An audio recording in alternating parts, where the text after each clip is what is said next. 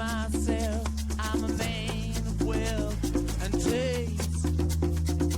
I've been around for a long, long year, stole many a man's soul of faith.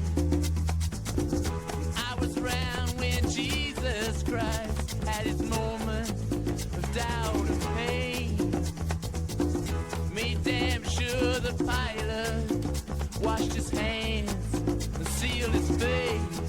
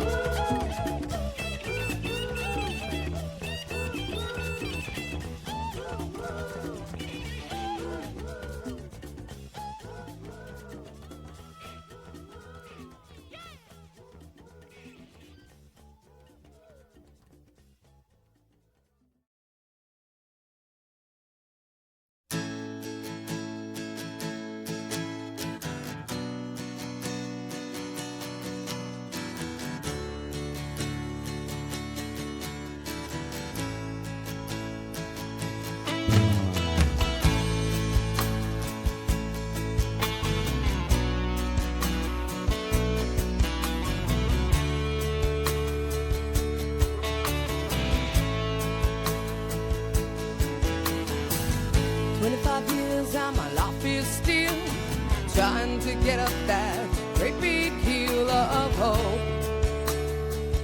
for a destination. I realized quickly when I knew I should that the world was made up of this brotherhood of man, for whatever that means.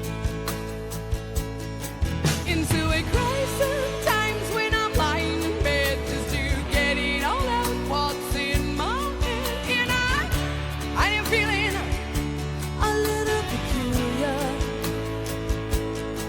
And so I wake in the morning and I step outside and I take a deep breath and I get real high and I scream from the top of my lungs, what's going on? And I say, hey, yeah, yeah, hey, yeah, yeah. I said, hey, what's going on? And I say, hey, yeah, yeah, hey, yeah, yeah. I said, hey, what's going on?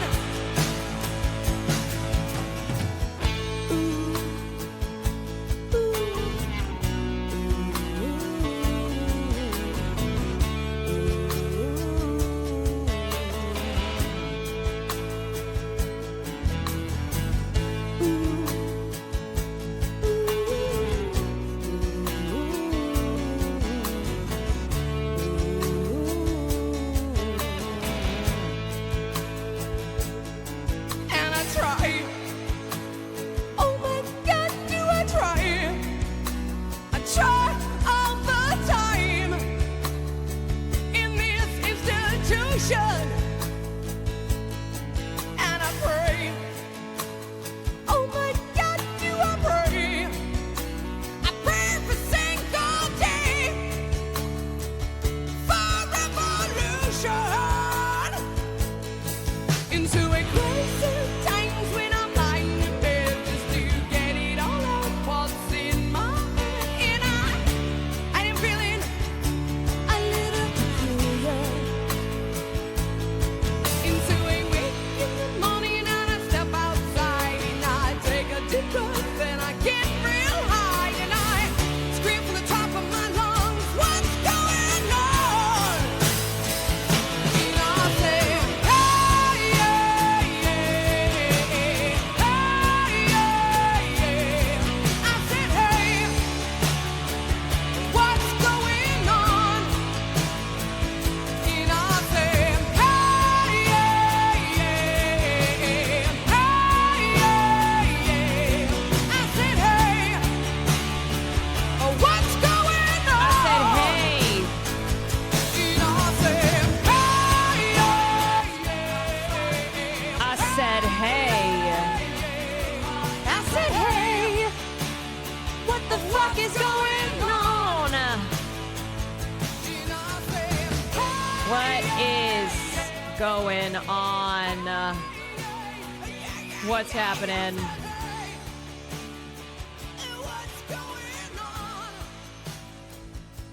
What is happening? Ooh. Ooh. Ni hao, bitch. I will be right there. Hold on a sec. 25 years and my life is still trying to get up that great big hill of hope for a destination.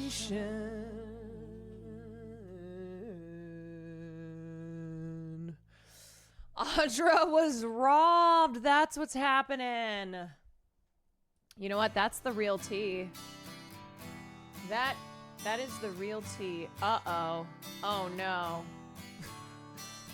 Hold Don't on. you know we're talking about a revolution? That's not gonna Sounds work. whisper. Don't you know we're talking about a revolution? It sounds like a whisper. While they're standing in the welfare lines,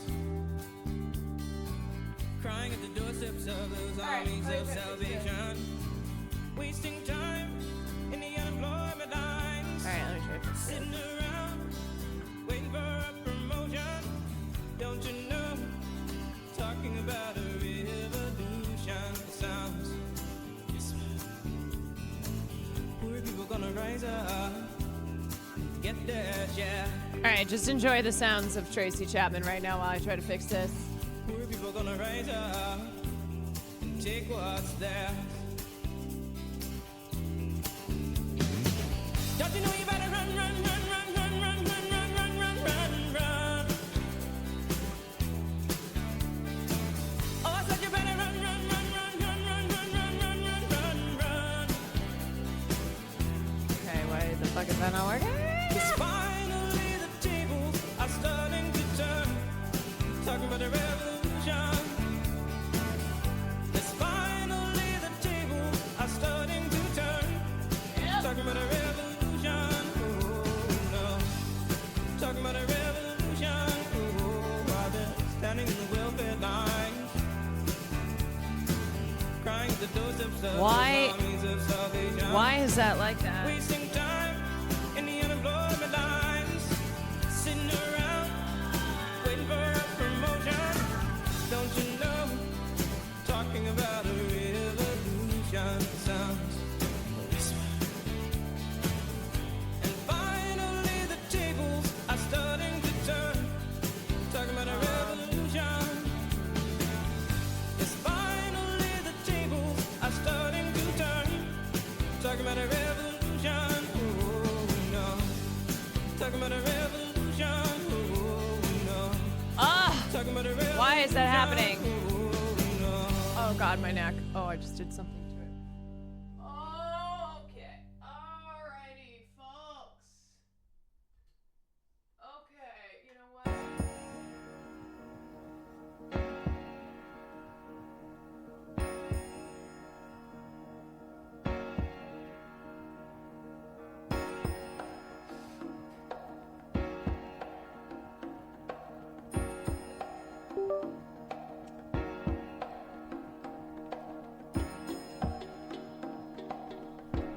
Okay. Help, I've fallen. I can't.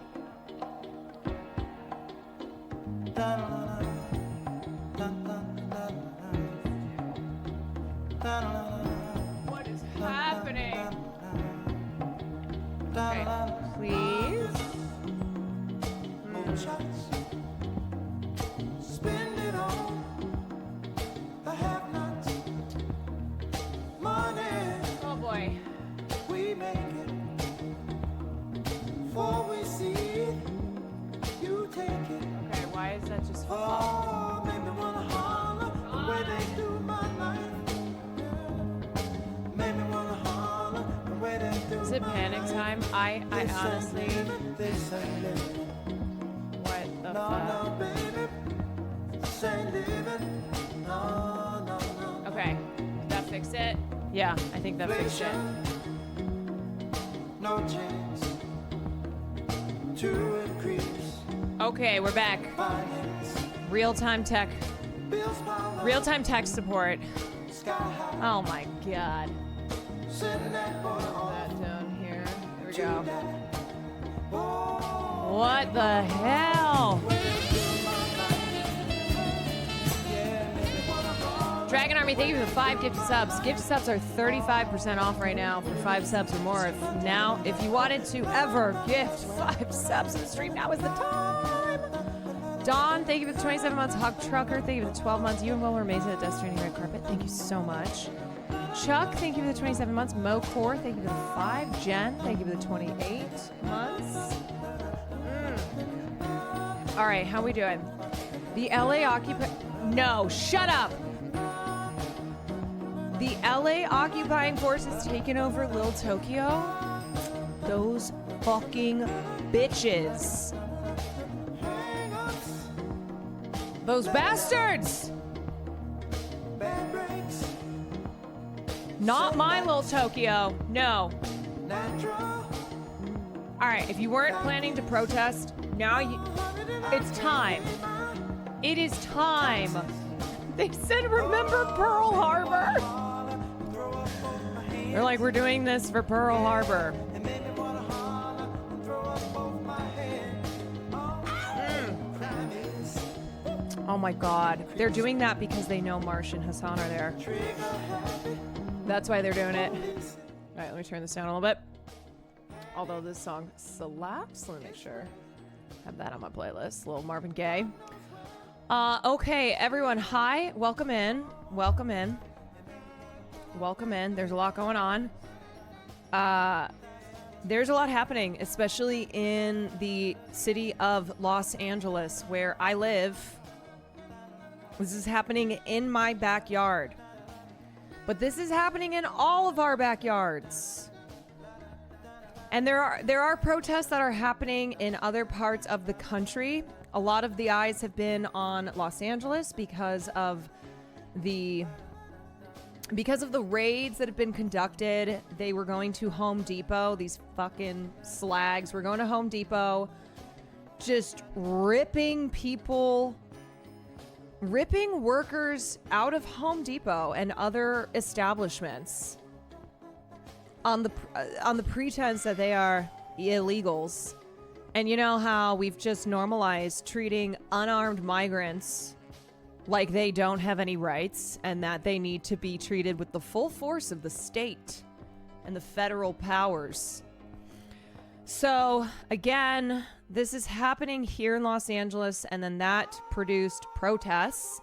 Those protests were peaceful until you know who made them not peaceful. You want to talk about who's making protests not peaceful? I will tell you, it's not the protesters. It is the cops. Spoiler alert. Shocker. Shocker. You mean to tell me that the Scooby-Doo villain has been unmasked and yet again, it is the cops. I cannot believe this. I cannot believe this. Color me shocked. Fork found in kitchen. Hassan's Uber driver was like, yeah, it's crazy what ICE is doing. Someone's going to stop them taking workers, and also said he voted for Trump, but is like, I didn't know he would do this. Okay, well, Donald Trump. Okay, all right. A lot to address there. First of all, Donald Trump literally ran on this very, very aggressive, cruel, inhumane, fascist platform that largely revolved around mass deportation.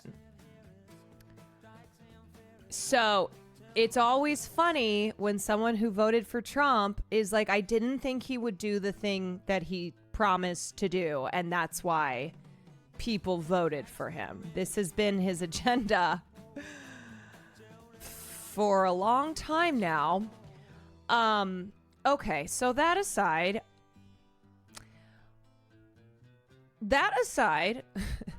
and that being, why do you think that a politician whose number one issue and the thing that they have been saying they're going to do and then are doing it, why do you think that they would never have done it? I don't understand. I'm confused. Second of all, something that I've noticed, and I'm sure you guys have noticed this as well. I'm going to pause the music for a second. I'm sure you've noticed this as well, is that there are a lot of people who are either not politically inclined. They normally don't talk about politics. They don't know what's going on in politics. Their lives don't revolve around politics. Okay. Those types of people, but then also people who, like the Uber driver, voted for Trump, who are not cool with this. And I think what that goes to show is that people are fucking sick and tired of living in a police state. They are sick and tired of seeing cops beat the fuck out of people. I mean, the number of streamers who have said something about ICE, have made comments about ICE. These are people who never open their mouths and talk about politics at all. But they're responding to seeing ICE going into a clothing store, into a family home, into an elementary school. into these areas in our communities and violently ripping people out. And they're like, what the fuck, man? What is this? So I really do think that I really do think that we should be looking at how a lot of normies, and I don't just mean content creators, I mean viewers, I mean people who aren't even on the fucking internet, that they are seeing their communities be ripped apart this way. And it's horrifying. Like, truly, I don't know how you don't see a video of a little girl crying because her parents are being ripped away or because she's being ripped away and go, what the fuck is going on in our country? What it is fascism. Okay, there you go. There's the answer. If you're like, what's happening here? This is the result of, this is the result of living in a police surveillance state. This is the result of the imperial boomerang, which we will talk about. This is the result of having an authoritarian government who seeks to violate people's rights, to dehumanize outsiders, and use any force necessary, even when they are not being met with force. Surely nationwide protests this upcoming weekend. Yes. So ICE has already said that in Los Angeles, they are going to be doing these raids throughout the next month. So there are going to be ongoing protests. Also, this is not just about Los Angeles. We just have a very heavy, Mexican population here because shocker. There's a lot of Mexican people who live here because California used to belong to Mexico. Isn't that crazy that a state that used to be a part of Mexico has a lot of people who are Mexican, who are Latino? Isn't that wild?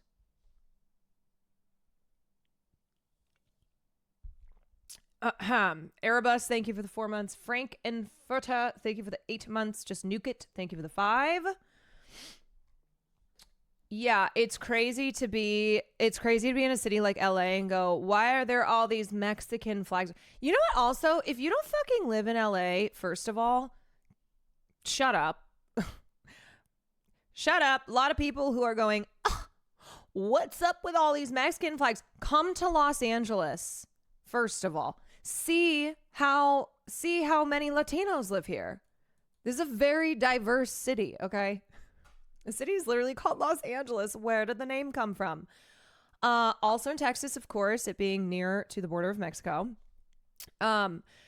Secondly, if you are making content around the protests, but the reason that you're doing it is because you hate Hassan Piker, please go to hell. Seriously, it is maybe one of the... do something else, please. Do something else. I don't know. Maybe you're so far gone. I don't know if you recognize like how not normal it is to be making comments on something like anti-ICE protests that are the result of extremely cruel fascist policies and institutions in this country that are heavily militarized and now use that might on people in communities. If this is what you're going to be commenting on, but you're going to do it through the lens of fuck Hassan, please stop. Hassan is like one dude. If you have beef with him, okay. Do you understand though that it's like not a normal thing to be making your political positions be around whatever it is that Hassan is for? Like, we're talking about communities, towns, cities, a country that is being devastated, that is being ripped apart by violent thugs.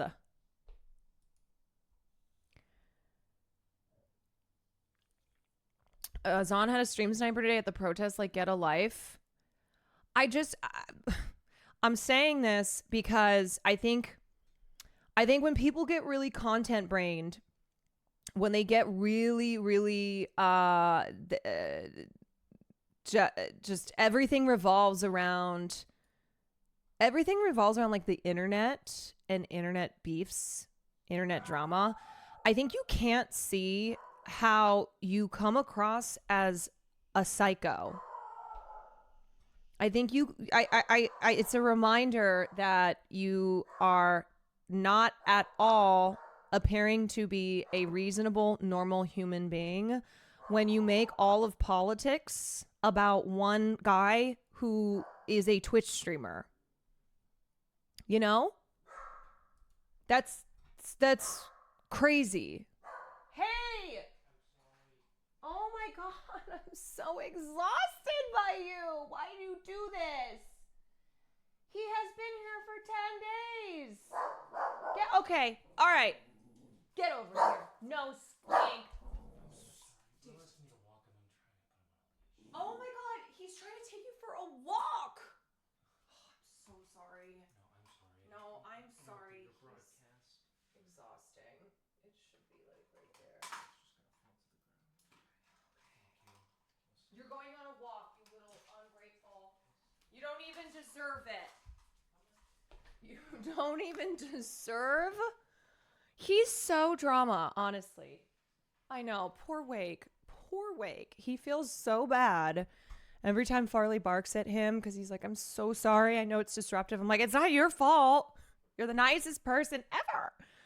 Why does Farley not like Wake? We have a theory that it has to do with Wake being tall and having a bun. I don't know. It's the only thing that we can think of. Truly the only thing. Okay. Anyway. Anywho, what were we talking about? Blah, blah, blah, blah.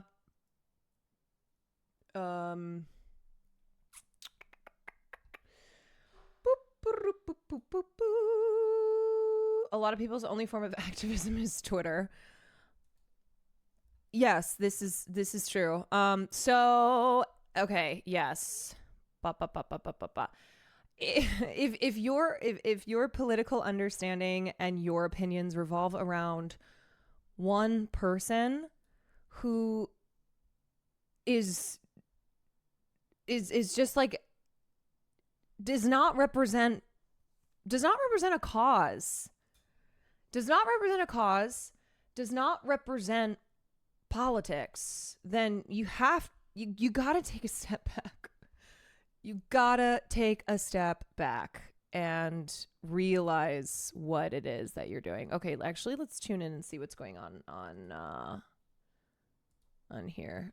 Hold on a second.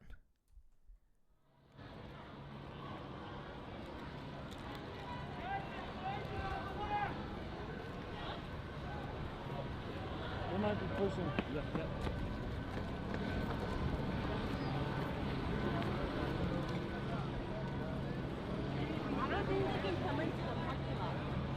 So the reason that coverage like this is so important is because the mainstream media never actually covers like what the protesters are protesting for. They can't walk into private property unless they get invited in. They love to just cover the violent things that protesters are doing, which, remember, it's in response to the violence that is first being enacted upon them. Oh. This is what real activism looks like. And also, they don't have I'm guns. proud of you, man. Thank you for being out here, man. Oh, yeah, thank you. They don't have tear gas. All right, left or right? They're not showing up with these weapons and like immediately firing upon the cops. This parking lot makes me nervous because we will get stuck here. If they come right back So here, anyway, we're this is, literally just like- for obvious reasons, it's really good to see a perspective that That's what that guy was screaming that at. exists He was explaining outside to of the the left. mainstream, but also because you get to I guess see, we could jump the fence. like you're there with the people who are actually protesting. You're seeing this for yourself I mean, I'm live. carrying There with the is shit, no, too. there is no putting a spin on Yeah, it. let's get it. Let's go this way. Let's go connect. There reconnect is with no, everybody predetermined narrative that then is being pushed via else. via people are selective running. clips and That's not footage. good. Oh my god, the graffiti! However will we survive?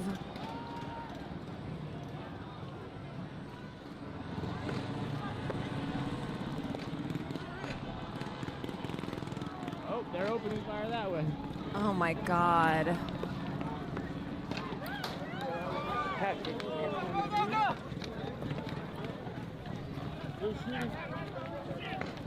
They're shooting at fucking cars. They're shooting at random cars that are.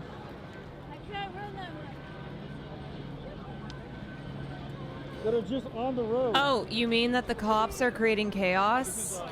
You mean that they just fire at random? They fire at cars, they fire they're into gonna the close crowds. The barbecue chicken. God damn it. That they do not have to adhere to. They're not having to adhere to any safety They close the barbecue protocol, chicken. nothing. Once the barbecue chicken is over. I was in a lib chat earlier today to gauge the reaction. They were very upset about violence and that the crowd should follow dispersal or unlawful assembly declarations. Didn't get any answers as to whether the police should have to justify any of those orders, have to provide evidence, or what standards there should be for ending a protest. So I think the thing to always ask people is... The thing to ask people is... Don't forget to subscribe, chat. Why have you accepted Oh yeah, like a lot. as normal the laws and the law enforcement agencies that are violent? Why have you accepted state-sanctioned violence and the maintenance of it? And that is considered the status quo. That is considered to be keeping the peace, when really it is very violent. Weirdly enough, not as bad. They're aiming straight into the crowd. And violence is always applied to those who threaten the status quo, whether they are protesting through peaceful means or not. Because if you are threatening the status quo, then you are viewed by those in power as a threat. So it does not matter how you protest. They will label you as a threat. They will label you as violent. And every single time we have these protests, whether it is Black Lives Matter, whether it is against the, against the state of Israel, whether it is against ICE being in communities, it's always the same response that is blaming the victims of these oppressive, violent powers. It is always victim blaming. It is always, well, they should do this, they should do that. And instead, it's never questioning the violent enforcers, because so many people they view it as normal. Keeping the peace through violent means is not keeping the peace. Timeline where they're like, all right, I'm annoyed, or we have mobilized units, like, go. exactly the same way every single time. There is no like real Peace equals order. Order via the rules of Bro, they got the mini map the open. rules of the state and federal government. And that order must never challenge their power. You mean these? If you are challenging power, then you are disorderly. And if you are disorderly, then you must be put down, because there can never be a challenge to power. This is how they look at things. What is it? What do you take off? The yellow tape? Civil disobedience in its definition is unlawful assembly. If it was within guidelines of law, it wouldn't be of disobedience, and majority of these protesters are participating in civil disobedience. The violence is a small percentage of what's happening. On top of that, sometimes violence is justified honestly. Nothing in history has changed without some form of it. It's very Look at chat. No, ignore chat. it's very typical, but also just mind-numbing to have people constantly constantly quoting or referencing Martin Luther King Jr., okay? Where they will hold up MLK Jr. as this bastion of peaceful resistance. Well, guess what? Guess what? They labeled him as violent too, and they fucking killed him. He is dead. He was murdered. And you know that famous letter from Birmingham jail? MLK Jr. talking about the white moderate, talking about how the most dangerous thing to society is the white moderate who believes more in the maintenance of, in civility, aesthetics, in the maintenance of the status quo. He was also arrested multiple times for protesting. Yes, he was. They truly whitewash MLK and everything he believed in. Yeah, MLK. You know who I've seen them do it to as well? Fucking Malcolm X. Malcolm X. Another civil rights leader who has been, his words and his work have been twisted over the decades. And also a reminder, he was murdered. They do it to Nelson Mandela as well. Yes, it's whitewashing revolutionaries so that people don't look to them in the way that they are meant to be looked at in this fight for civil rights. Yeah, it's absolute sanitizing. In 1966, yeah, this is the thing, remember? It truly is liberals are for every civil rights movement except the current one. They are against every war except the war that we are currently in. How public attitudes towards MLK Jr. have changed since the 60s. About 8 in 10 American adults say civil rights leader MLK Jr. has had a positive impact on the United States. This majority includes nearly half of Americans who say King's impact has been very positive. Just 3% say it's been negative. However, views weren't always so positive. In May of 1963, only about 4 in 10 Americans had a favorable opinion of King. Isn't that interesting? That included just 16% who viewed him highly favorably, rating him +4 or +5 on a scale of -5 to +5. The survey was conducted shortly after his Birmingham campaign, which led the Alabama city to remove signs enforcing segregation of restrooms and drinking fountains and to desegregate lunch counters. Oh, you mean when he was effective? Oh yeah, 100%. When he was effective in attaining changes, they were like, I don't think so. Because to defenders of the status quo, to those who do not wish to see power challenged, they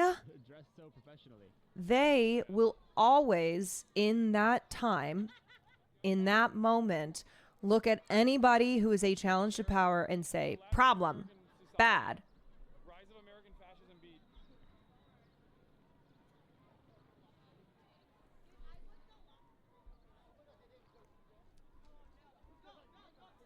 They literally just wait. People only like to reference him when they're talking about modern day protests turning violent. They're basically weaponizing his legacy. Yeah. Once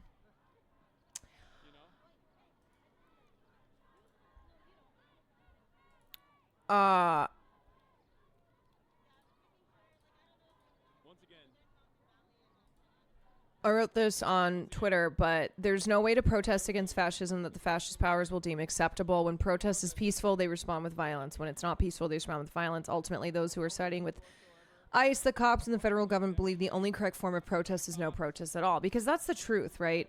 If you're one of these people who's like, excuse me, let me tell you how you should do your cause, or you are blaming the protesters for the chaos and the violence, ultimately, you do not believe in any protest at all. You do not want to see You do not want to see people in the streets fighting for what they believe in, no whatever means they are using.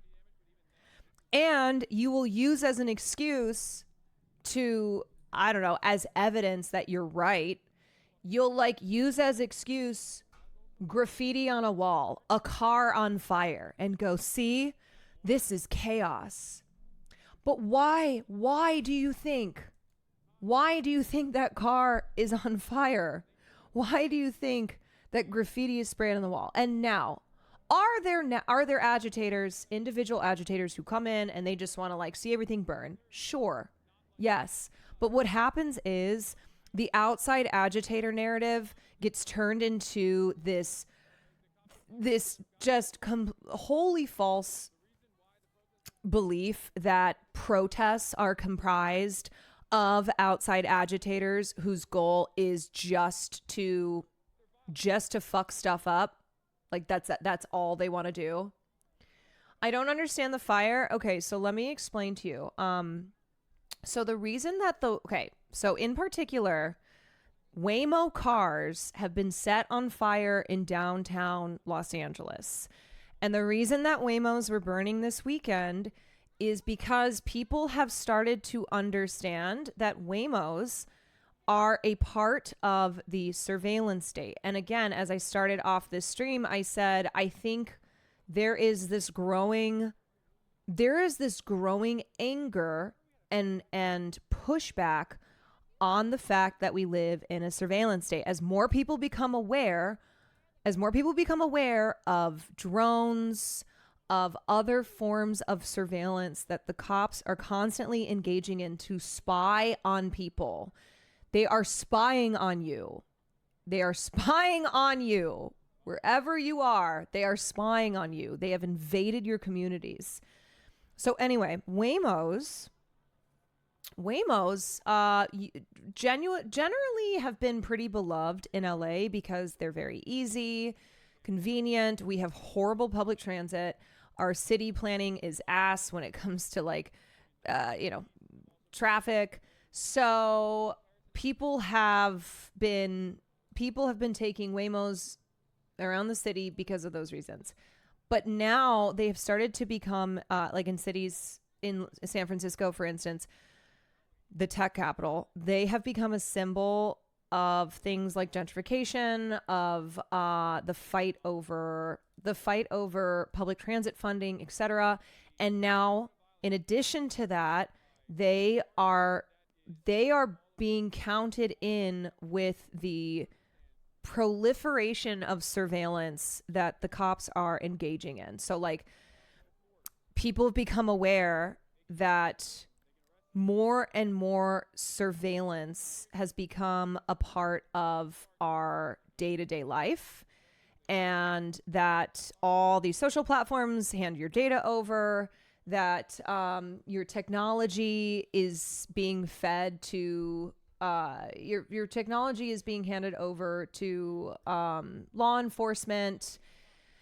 Facial recognition software is a tool that has proliferated. Like, these are all ways to spy on you. And so the Waymos, because also these are cars that don't have drivers in them. And so people are like, great, we have to make some noise here. We got to make some noise because these cops are beating us, because they're shooting us, because they're spraying us with gas, because they are, as we are walking through these streets, beating the shit out of us. And so it's a way to make noise. It's a way to get attention. It's a way to do something that is not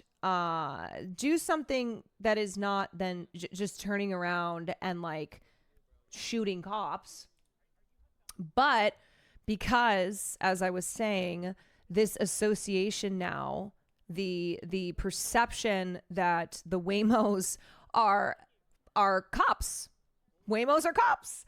So Waymo, because they have cameras and etc., that data is being turned over to the police. So these cars are being used to spy on people.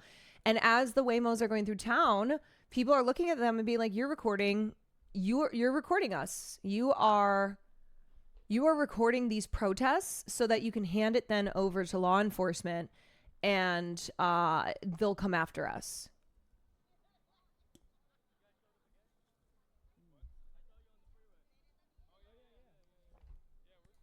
Let me see if there's any updates here.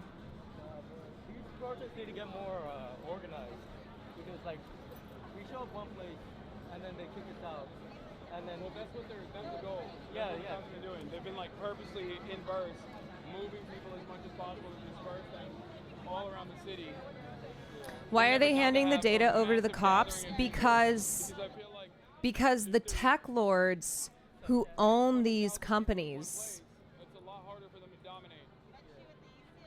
they Hi again. Were you also doing legal? oh, sorry, hold on a second. You want to tell chat what you guys do? I will only tell you what we do. That's all I can do. yeah. We're just third-party legal observers. Yeah. We don't organize. We don't. No, of course not. No, I just meant like for people that don't know at home and they when they see people with the green hats, sometimes I think someone They sell your data, essentially. Legal Observer. Yeah. They're here taking notes. They're a completely uninvolved third party. We watch for First Amendment violations Yeah. and for arrests. Yeah. So they're there to And you provide guys witness. get also shot in the process too. Yeah. It's crazy. Yeah. They see the. I feel like hey, one of the legal observers got the merch on. Yeah. Yo. So they were there when I was down in Austin, filming the Yeah. While they're taking filming notes, the cops see campus protests. The fluorescent hats, and they're like, "That's Target." Yeah. Messed up. Yeah. From the past couple days, I know that one for sure. Yeah.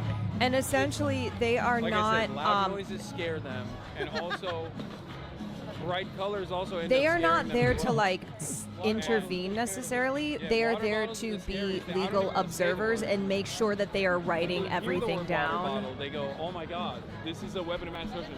Water bottle, I think, is like the protest version of fentanyl for cops. And they are volunteers. They are trained volunteers, Anytime they see water, they freak out. and they are there to be third-party independent witnesses of police behavior. Dancing. I dare them to shoot this out. But important to know, they are not lawyers.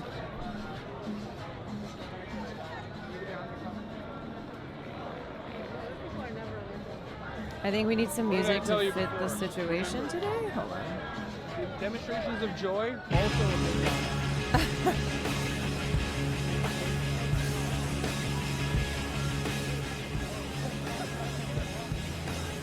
They hate expressing the joy. It makes them very.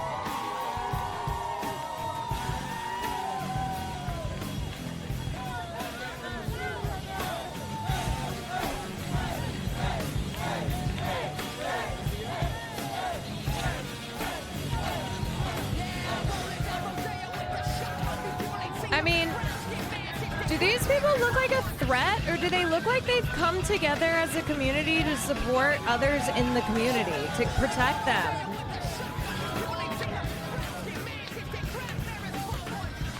That they're saying, this is our house.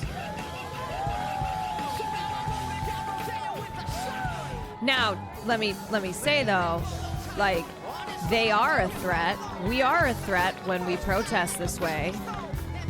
But I mean, as far as people who don't understand what's going on here and are just being told that, like, everyone is an agent of violence and is running around lighting things on fire, doing crazy shit. Like, just see what's going on, you know? What's up, man? Hi. Thank you. Oh, yeah, of course.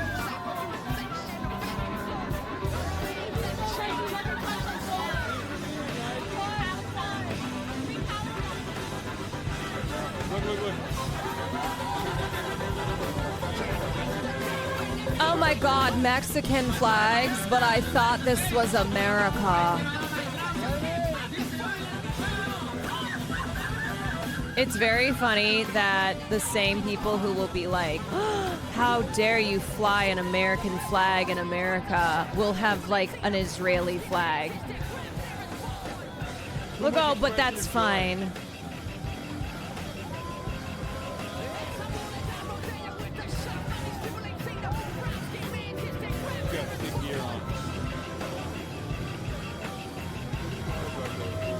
One of my fave things has been the where was the outrage during Obama when he was deporting people, and it's like there was outrage too. Yeah, I mean, is that supposed to be a gotcha? Yeah, they're It's like they're doing a also lot of nurses. you know that's coming from people who are not outraged that either Obama or any Democrat or Republican president deport people. Like a healer class, you know what I mean? Like the dudes, the black mask dudes are usually the berserker class. The bruisers. Yeah, the bruisers. And you got the support class. I don't know what we would be. We'd be the bard, I guess. Fucking lame. We're just the journalist class. Journalist difficulty. Barack Obama.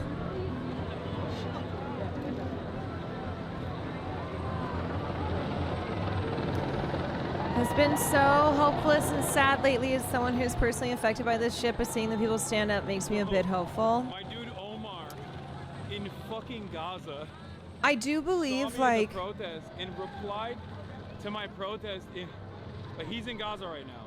He goes, I hope y'all stay safe, bro. oh, I mean, really, it's What's from up? LA Yes, to I am. Palestine Nice to meet you, man. Thank you for being here. to Ferguson.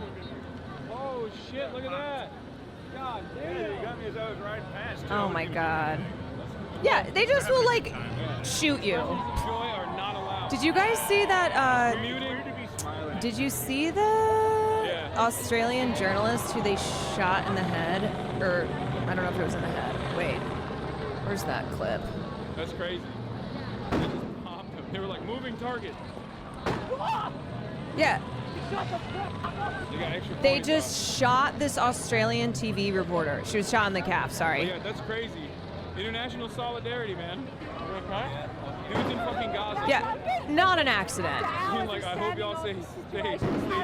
rapidly deteriorated. The LAPD moving in. And when I say not an accident, and then I also say that they are shooting just at random, both of those things are true. Like, they do not care if you are a journalist. They do not care whoever you are. They will shoot you. Oh, yeah. It's also a right-wing news network. That is fucking crazy. The heart of LA. Swag. Yeah, watch, they turn on Good man her. Here, Sasha. Because you know what also this is? This is an intimidation tactic. This is a way to be like, go, get out of here.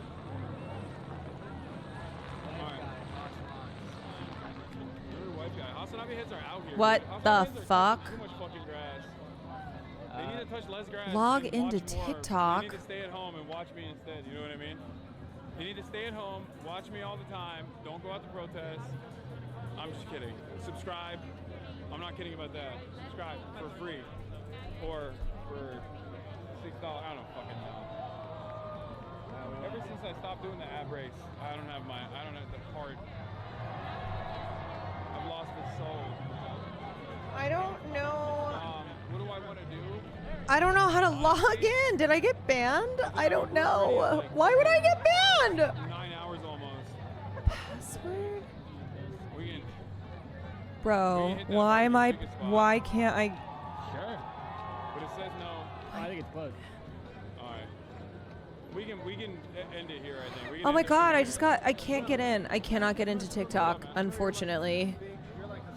Yeah, yeah. You're a media guy. I am a video. You're live right now. Oh shit. So, you make all the other media guys standing behind us. I don't even use TikTok. Yeah. It's because of age restriction. I don't know. I also tried to log in and I've been restricted. I've been blocked. I tried too many times. Pen Pusher, thank you for the 10 months. Marsh warned him about the National Guard pointing at him, and he's really watching like a hawk because I had to go back and see what he saw. Yeah, no, they are absolutely lasering in on anybody who has a camera. The California National Guard is here. Anybody who's reporting. Pointing at us? Wait, like technically a federal building. The California National Yeah, Guard see, is he's here. right here in the right corner. Yeah. Pointing it at us? No, they're clocking this shit for sure. Federal building. Right there. The California National Guard Yep. is here. Yep. If you have a camera, if you have a press badge, like make no mistake, the press gear, it's not going to protect you from the cops. And in fact, might make you even more of a target. You know who does that? You know who's really famous for targeting journalism or journalists and media workers?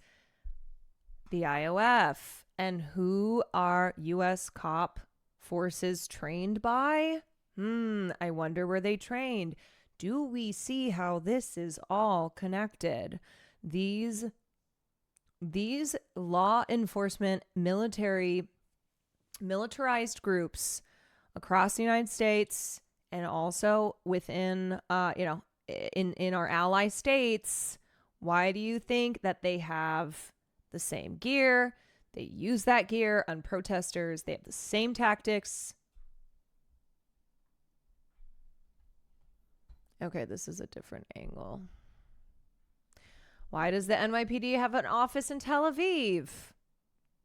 These are questions where if you do not know the answers to, you should at least be asking these questions. It starts by asking questions. Why does the NYPD have an office in Tel Aviv? Why do U.S. police forces go over to Israel, or why do IOF officers come over to the U.S. and train cops? Now rapidly deteriorated. The LAPD moving in on horseback, firing rubber bullets at protesters, moving them on through the heart of LA.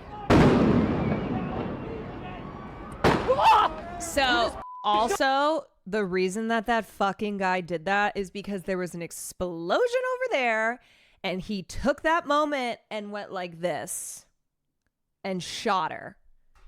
I don't understand how you look at that and go, fuck the police. Like, how do you watch that and not understand that the cops aren't on your side? They are not here to protect you. That is fucking crazy. You look again. Moving in on horseback, firing rubber bullets at protesters, moving them on through the heart of LA.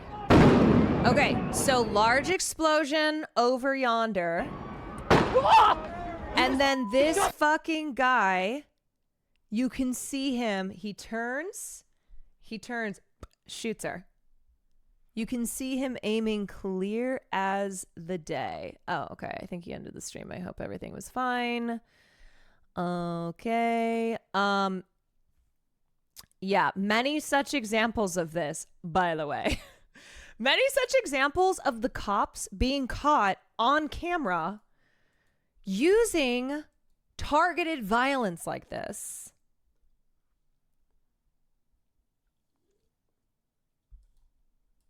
Why haven't you been at the protests? I have not been able to be at the protests the last 2 days, but guess what? These protests are going to be ongoing. And I would like to say that what happens is there's a lot of energy and attention in the beginning, okay? And then it kind of starts to go like this, and we can't lose that energy. But I think one thing to take note of is, like, if you've been paying attention at all, you will see how organized these groups are, that they got this together fast. They were organized, they've been efficient, they've been preparing. So you and Will should be there with Hassan, no excuses. You know what?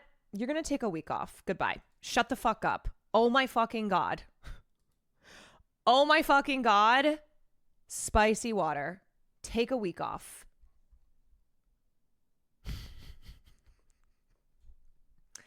Fuck off.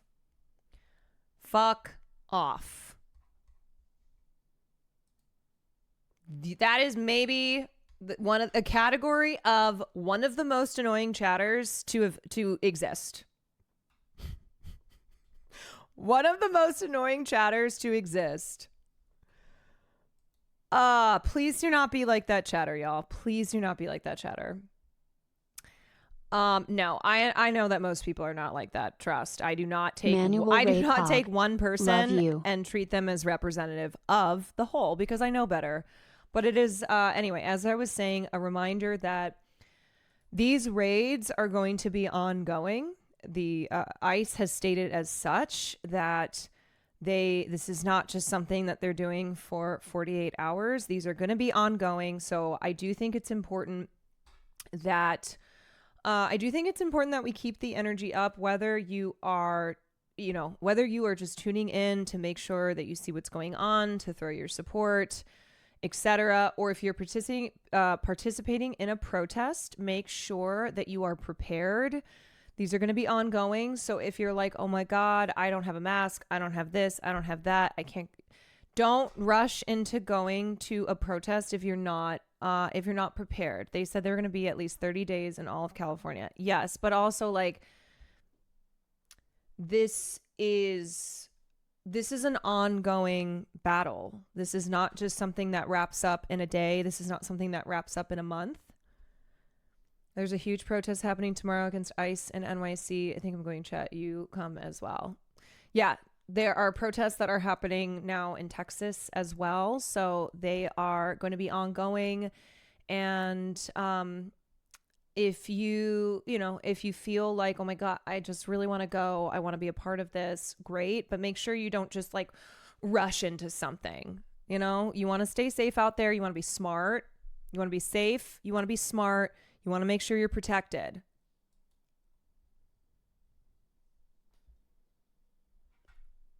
Aussie Today Show on the correspondent that got caught. Wait, no. How come I can open TikTok now? I don't understand. I don't get it. I got locked out. Zoral, thank you for the 24 months. Sins Melody, thank you for the 15. OG Barlows, thank you. Okay, today's show host calls. So if you slow the footage down, you can see the officer aim his weapon, pulling the trigger while Lauren had her back to him. You just shut the You okay? She has her back to him. She has a microphone and is standing in front of a camera. So crazy. We don't know what was near her. We don't know what threat was so imminent it required a cop to discharge his weapon on a reporter or whether he meant to shoot her. But it sure looks like that to me. The incident was maybe one of three things. A moment where an LA officer so thought his life was in danger he needed to discharge his weapon. An incompetent warning shot. Or the act of a coward. Either way, it needs to be properly investigated. I've had the privilege of working with Australian media overseas, and our correspondents are amongst the best globally because they are courageous and don't pick a side. Bro. They report complex, sometimes dangerous issues and take a viewers... warning shot for what? Hey, here's a warning shot because you're a journalist covering a massive protest. ...at home to the front lines of the story. Lauren is a hard-working, tenacious reporter who is always determined to be fair and balanced. She's also the best of us. You will not meet a kinder person. I get that it's dangerous to cops too. What's happened to them in the line of duty and the position... Okay, a couple things that I want to say. So one, I've seen this sentiment expressed. I don't fucking expect this chump to be good on it, but we can be better about it. We need to stop being like immigrants. They're just hardworking people. They just want to work hard. They're hardworking. We should let them work hard. I think we need to be better about the language we use. Okay, in that we are defending migrants. We are defending people in their communities from the cops who are coming in ripping them apart. it should not be on the basis of, these exploited immigrants who just want to work so hard aren't able to work hard because you're ripping them away from their families. It doesn't matter, okay? These are human beings. No human being is illegal. No human being is illegal. So important to make sure we're not couching the support or the protest against these raids as like these hardworking immigrants, because I know what that is, and it's trying to appeal to people who are not on down with the cause, where it's like, but they're just hardworking. Look at your own life. Don't you have a housekeeper who works so hard? You should want to protect her too. I just really don't like the way of describing that. And then this fucking guy here where he's like, Lauren is the best of us. She's the best of us. And, you know, I know cops are in a tough position, but like what they did to her, blah, blah, blah. I don't like this idea of the better you are, the more best of us that you are, you deserve more protection. First of all, no excuse for shooting the press, let alone any of these people at the protest who are just walking down the streets of the city that they pay taxes to. But it's like the perfect victim thing. Yeah, it's the perfect victim thing of like, look at this woman. She's perfect. And this still happened to her. The position they are in is horrendous. But how? The implication is if someone can't work and they happen to be an immigrant, they don't get human rights. Well, the other thing too is it's like you get rights. You get rights even if you have committed a crime, okay? Even if you've done drugs, even if you've had a traffic infraction or like a more serious crime. So this idea that we have the perfect immigrant who has never done anything, never done anything, okay? Has never done a thing to wag their finger at. We just don't want to be presenting this fight as like we're fighting for that specific type of person. Like we are fighting for the rights of human beings who are being denied their dignity and their legal rights, and also being in a country that's made it increasingly harder to pursue legal pathways to citizenship. Yeah, the purest of immigrants only. I saw the saddest short of a woman talking about how she's given up hope and might as well go back to Mexico because all immigrants do is work like mules and beasts of burden for this treatment. It's heartbreaking. Yeah, it's really fucked. Is it okay for your police force to be firing at unarmed Australian journalists? Especially the fact that she's Australian. If Albo is looking for a place to start with Donald Trump, as an Australian, I might start there. Okay, anyway, I wanted to read this piece by Kenny Clips, friend of the show. False flags. The LA protests are just human. As I follow the Los Angeles demonstrations, one voice has been missing, those of the actual protesters. The White House has called them illegals, foreigners, aliens, and instigators. Others label them everything from anti-fascist freedom fighters to a national security threat. What almost no one has done is allow the LA protesters to speak in their own words. I have now watched endless footage of cars burning, of protesters taking over highways, of lines pushing back and forth, and it all builds a narrative of chaos and which side benefits from the message this is all sending. But what about their actual message? I've scoured the mainstream and social media as well as YouTube looking for people on the street speaking in their own voice. I've pulled together the interviews I could find, and a surprising theme emerged. The protests are not just about immigration. They are also an outcry about American society, how ICE and its compatriots have impinged on people's daily lives. Yes, this is what I was talking about at the start of stream, where I have seen a number of people who have spoken up and said, like, fuck ICE, fuck this. I'm tired of this shit. And these are people who don't, their day-to-day lives are not political. They they don't engage in politics, but yet they have chosen to speak up on this. And I do believe it's because it's more than just this issue of immigration. It is about what has happened in the last 2.5 decades after 9/11 led to the creation of Homeland Security, led to the militarization of our police forces, more and more money going to the police to spend on military grade equipment, regardless of them actually needing it. The war on terror overseas happening there, but then also happening here at home. And so for the last 25 years, like, we have seen more and more as technology and law enforcement have married each other, and that technology as it progresses allows law enforcement to spy on us even more in even trickier of ways. And like, people are experiencing, like, in their day-to-day lives. I remember I went to Lowe's, and they had all these cameras up in the checkout area, and this guy was like, he was with his friend checking out, and he was staring at them, and I could see that he was pissed. And he went, what the fuck? We are living in and he couldn't come up with the words. He's like, and I turned, I was like, we're living in a surveillance state? Yeah, we are. And he went, yeah, that's it.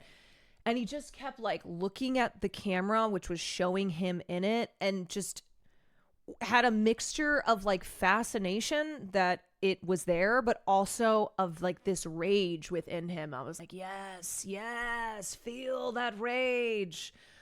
Even Casey Musgraves tweeted about ICE. I did see that. We'll look at that in a second. Okay, so, but what about their actual message? Channel 5, the Gonzo Style Show, hosted by YouTuber Andrew Callahan, sent a balaclava-donned correspondent to the streets to talk to the protesters. They're terrorizing U.S. citizens, one man said of law enforcement's deployment of tear gas to disperse the protests. The clear emphasis on how this affects people in general, not just immigrants, surprised me. Another protester, a black woman named Alex Walls from Louisiana, told CNN that the deportations were disturbing to children. You are separating people from their kids, families, and whatnot, she said. Y'all got kids, don't understand what's going on. Seeing this going on, it's very disturbing. As much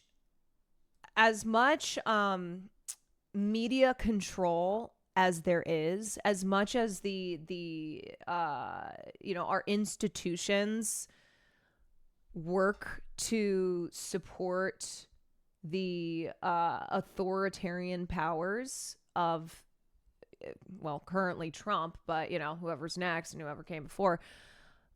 As much as this is being controlled, people are still seeing this. They are experiencing this. They're experiencing this themselves. And in the same way that decades of pro-Israel propaganda has been falling apart at the seams, that like the wall has been coming down, this goes for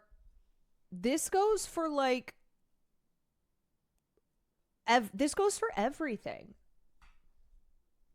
People looking around and going, hold on a second. Why are there all these cops on my street in my neighborhood? Why do they have military grade weapons? Why are there fucking tanks? Why are there tanks rolling down my street? Like, what is going on here? Why do I feel like I'm in a war zone? Why do I feel like I'm in a war zone? And then they see who they're going after, and it's like, you're going after my neighbor? You're going after just regular people? That's who all this is for? The fuck are we doing? We'll watch the Doechii clip in a sec. I have that as well. So others said explicitly that their motive was to impede the deportations, like Ron Gochez, who also told CNN, for every single minute that we were here resisting against the Border Patrol, that was time that they were not out deporting people in our community. I mean, we have seen multiple videos now of people in a neighborhood when ICE comes in, when Homeland comes in, and are violently kidnapping people off the streets. We've seen the neighbors get together. And like you see, first it starts off as a little group and then it gets bigger and bigger and bigger as more people are like, not in my neighborhood. What the fuck is going on here? Get the fuck out of here. Where they are banding together to try to protect members of their communities. There's no question the protests are about ICE roundups and deportations, but not one interview I have found is from a person who said that they were in America illegally, which is kind of self-evident. Why would such a person risk deportation by attending a protest anyway? The more interviews I watched, the more I began to realize that people are just as upset by the imposition of the national security state into daily life as they are about people being deported. I don't know why we're living in a police state, a young man complained. Everyone's affected by this. You go after the criminals, man, the real criminals, not the innocent, hardworking people, man. Hardworking people. No criminals at Home Depot, he added, referring to ICE visits to round up brown people looking for work. The fact that there's still missing kids being sex trafficked, human trafficking, but yet they'll give the same energy to these immigrants, a young woman complained. These are all Americans. Why do you just read articles? What do you people want from me? Oh my God, leave.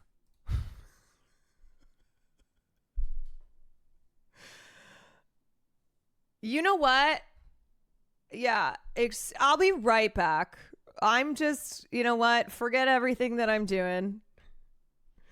I am going to take my clothes off and streak through the line of cops downtown. All right, I'm just going to have my titties bouncing out. Why did you only read articles? It's so funny. Also, can I just say,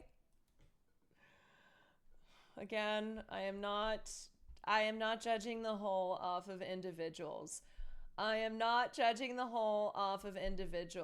But I know these fucking people are coming from having watched Hassan stream. Most of the people watching Hassan stream are great.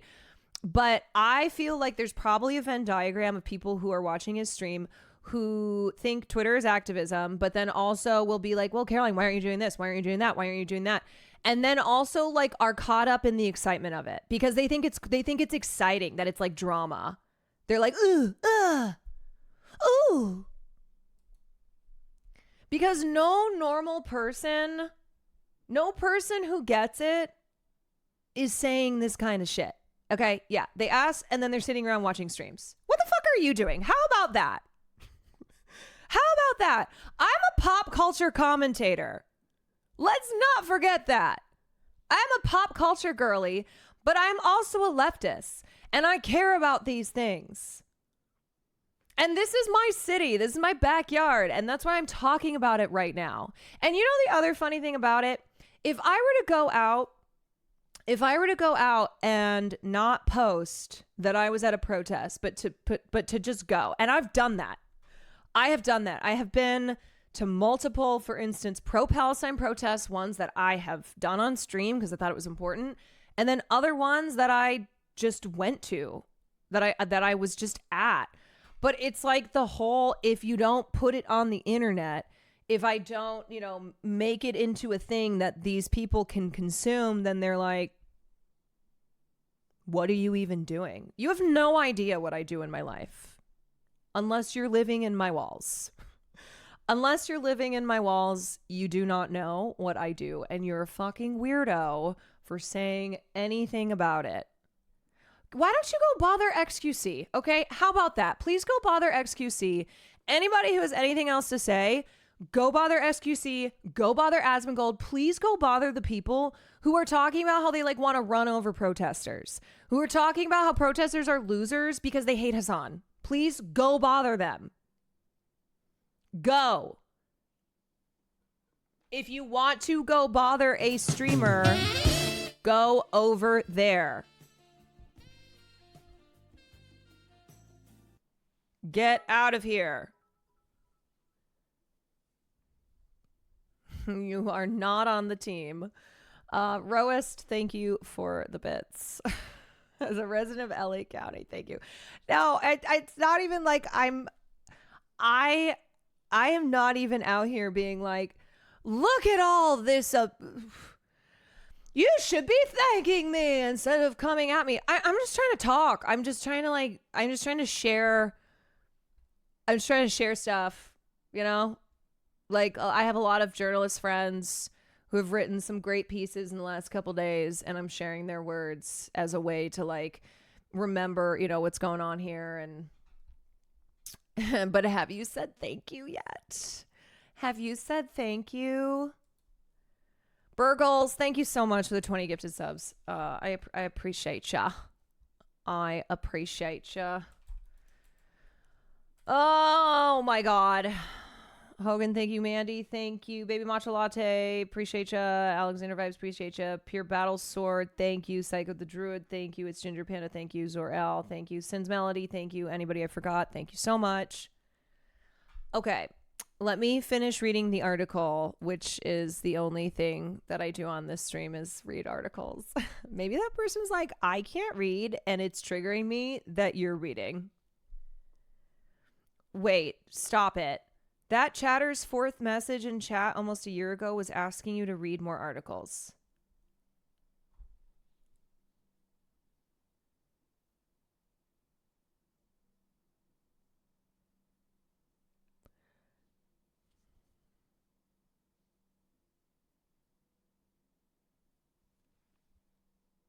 I don't understand. That they were, yeah, I mean, unless they were being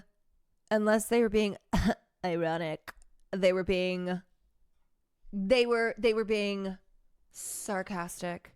Hey, could you read more articles? So you're telling me, if that is the case, that for a year now, this person has been focused on the fact they cannot get past the fact that I read articles on stream.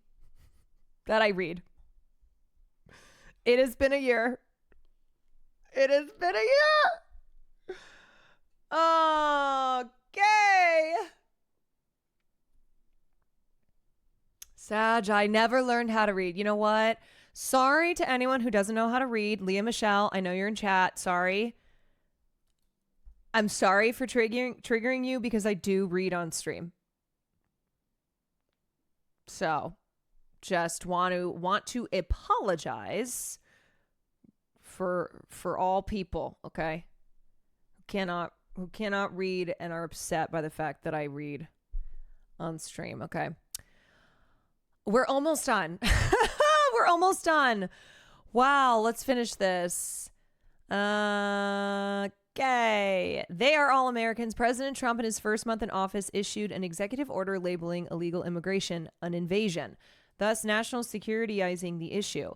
Trump has condemned the anti-ICE protests in Los Angeles as migrant riots, with White House officials saying the presence of Mexican flags shows the demonstrations are by foreigners illegally in the United States. This is so funny because there are Congress people who have fucking Israeli flags outside of their offices. Does that fall under the same category?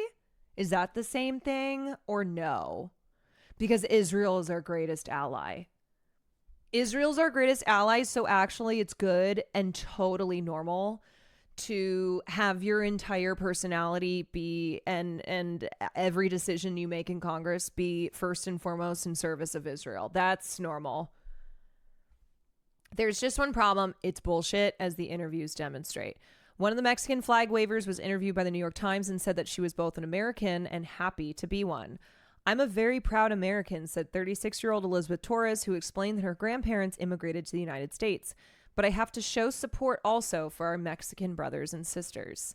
The ethnic component of the spectacle is unmistakable in a city like Los Angeles, where roughly half of its population are Hispanics.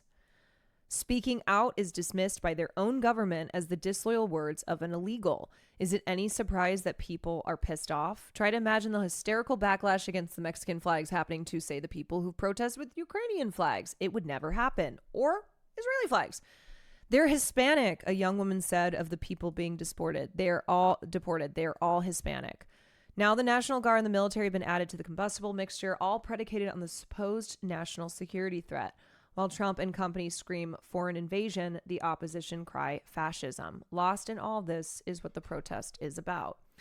And I think it's important to, of course, point out the fascist enforcement of a fascist government, but also remembering like that, making sure that people understand why the protests are happening, because there genuinely are people who are like, well, what's going on? Why are people on the streets? Why are they lighting Waymos on fire?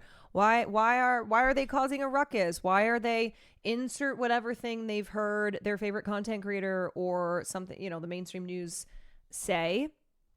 And it's just hey, this is why people are in the streets, because they are protecting their own, because they are protesting against these inhumane policies and the even more inhumane enforcement of them. Okay, wow. You know what I'm going to do? We're going to watch a video. For all those who can't read and who get triggered by me reading, don't worry. Don't worry, we're going to change her up. We're going to change her up. We'll watch Democracy Now! From this morning. Okay, here you go. Depends on a free press. Please support our Why do you only watch videos? Wait, why do you only watch videos? independent journalism at democracynow.org/give. We begin today's show in Los Angeles, where President Trump has deployed the California National Guard in defiance. Why do you only read video articles? Y'all! Of California Governor Gavin Newsom and Los Angeles Mayor Karen Bass. This comes after protests erupted against ICE's military-style raids in and around The real question is LA. why you're not gaming, because I'm doing it off The Secretary stream. of Defense, Pete Hegseth, has also threatened to deploy 500 active-duty Marines from Camp Pendleton. You know, Pete Hegseth so badly himself wants to get into, he wants to be out there beating the shit out of people like the coward fuck that he is. You know, he is just salivating. He is so thirsty. He is so thirsty to be so violent to people while drunk. Yeah. You know that he wants to rip, but he wants to rip a, what kind of drink do we think he drinks? What? Budweiser. That's the American beer, right? He wants to rip an American beer, shotgun one of them, and go out there and beat the shit out of protesters, especially women protesters. He's like, show me a woman punch. White House advisor Stephen Miller labeled the ICE No, protests Bud Light. an insurrection. No. On Sunday, Trump... Bud Light, once Dylan Mulvaney got involved, Bud Light went woke. Warned this could be just the beginning of deploying troops on U.S. streets. We're going to have troops everywhere. We're not going to let this happen to our country. We're not going to let our country be torn apart. Earlier today, Trump wrote on social media, looking really bad in L.A., bring in the troops, unquote. California Governor Gavin Newsom plans to sue the Trump administration today. He wrote, quote, commandeering a state's National Guard without consulting the governor of that state is illegal and immoral, unquote. This marks the first time since the 1960s a president's deployed the National Guard without a governor's request. Yeah, and what was happening in the 60s? The fucking civil rights era. The civil rights fight of the 60s. This time period that suddenly we've done all this whitewashing on. We're like, everything was peaceful back then. Why can't we be like how Martin Luther King Jr. and the civil rights protesters and blah, blah, blah, blah. And Vietnam, yes. It was civil rights. It was Vietnam. There was a lot that was happening at that time. And Lyndon B sent troops in to the state of Alabama. And that is the last time that a president deployed the National Guard without a governor's consent. Vermont Senator Bernie Sanders said Trump is, quote, moving this country rapidly into authoritarianism. California State Senator Scott Wiener said, quote, this is what fascism looks like, unquote. On Sunday, police forces in Los Angeles. Okay, so I have a question. When Democrats will say that, right, which they said before Donald Trump got elected again, and now they say after, how come they'll also then be like, we're going to reach across the aisle, we're going to work together? Because is it fascism or is it fascism, wink, wink, but we're all going to work together still? Because if it's fascism, no wink, wink, we do not compromise with fascism. We do not reach across to hold hands with the fascists. You do not operate that way. So it's just mind-boggling. I'm not saying exactly with Wiener, but this happens all the time with Democrats where they'll be like, fascist, fascist, fascist. And then, we're talking about working together. What's the big deal with ICE? Don't we want law and order? Okay, so again, I'm going to refer you to this passage from Let This Radicalize You. I come back to this all the time by Kelly Hayes and Miriam Kaba. Somebody put this in my comments today. Violence is an elastic term often deployed. Oh, here I go reading again. Often deployed to vilify people who threaten the status quo. Conditions that the state characterizes as peaceful are in reality quite violent. Even as people experience the violence of poverty, the torture of imprisonment, the brutality of policing, the denial of healthcare, and many other violent functions of this system, we are told we are experiencing peace, so long as everyone is cooperating. In-state actors refer to peace, but they're really talking about order. And then when they refer to peaceful protest, they are talking about cooperative protest that obediently stays within the lines drawn by the state. The more uncooperative you are, the more you will be accused of aggression and violence. When laws encode violence and law enforcers maintain it, those who attempt to prevent this violence are indeed breaking the law and challenging its enforcers. Such is the perversion of violence under imperial and colonial rule. The maintenance of state-sanctioned violence is considered peaceful, while the disruption of those death-making processes is deemed violent. Okay. You know what? Actually, before I get to this, let me just fucking finish this. If we are serious about supporting people who rebel, we must understand that support as a long-term project. We must never abandon our co-strugglers who have been cast as violent and thereby subjected to the violence of the state. So I read this to you to explain that when you say things like, don't we want law and order? Law and order, we're talking about the status quo. And that status quo is violent. And it is maintained through violence. The actions of law enforcement are violent. The institutions that seek to control the people and preserve this peace that we refer to are themselves not peaceful. And so the second that you challenge this power, you are seen as, you will be deemed as violent, and you are deemed as violent because you are a threat. Systemic violence is naturalized. Counter-systemic violence is pathologized. Let me give another example. When Brian Thompson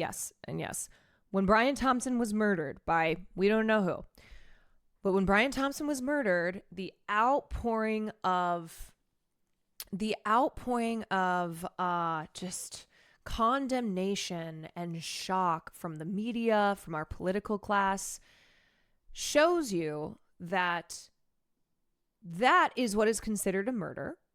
But yet, the 70,000 people who die every year because they don't have health insurance is not.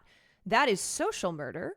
That is murder that is acceptable, denying people a claim because your incentive as a for-profit healthcare company is to make money, and you make money off of people dying. That is not seen as murder because that is within the confines of the law, because the laws are designed and the institutions that protect and enforce these laws are designed to protect power.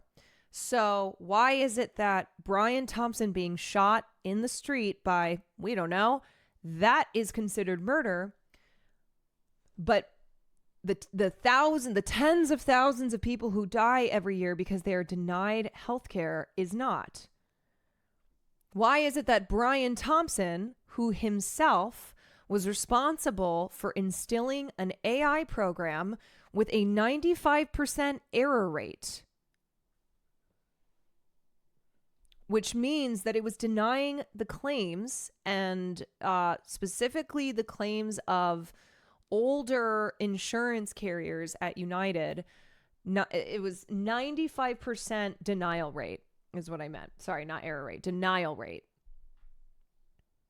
Okay, so let me address this very quickly. I just tuned in. Are we only covering LA today? Kind of exhausted over it. Are we talking serious topics like Gaza too? Okay, so I don't know if you meant this, but you make this sound like what's happening in LA is not a serious topic, and that what's happening in Gaza is a serious topic. It's all serious and it's all connected. It's all serious and it's all connected. Now, what is happening in Gaza is a genocide that is incredibly serious. But to separate this from the oppressive powers using very violent force against those who are protesting said oppression in this country, this is all connected. And I think we should talk about, as a reminder, I think we should discuss the concept known as the imperial boomerang. Okay. So the imperial boomerang, this came from, this goes all the way back to 1950. And the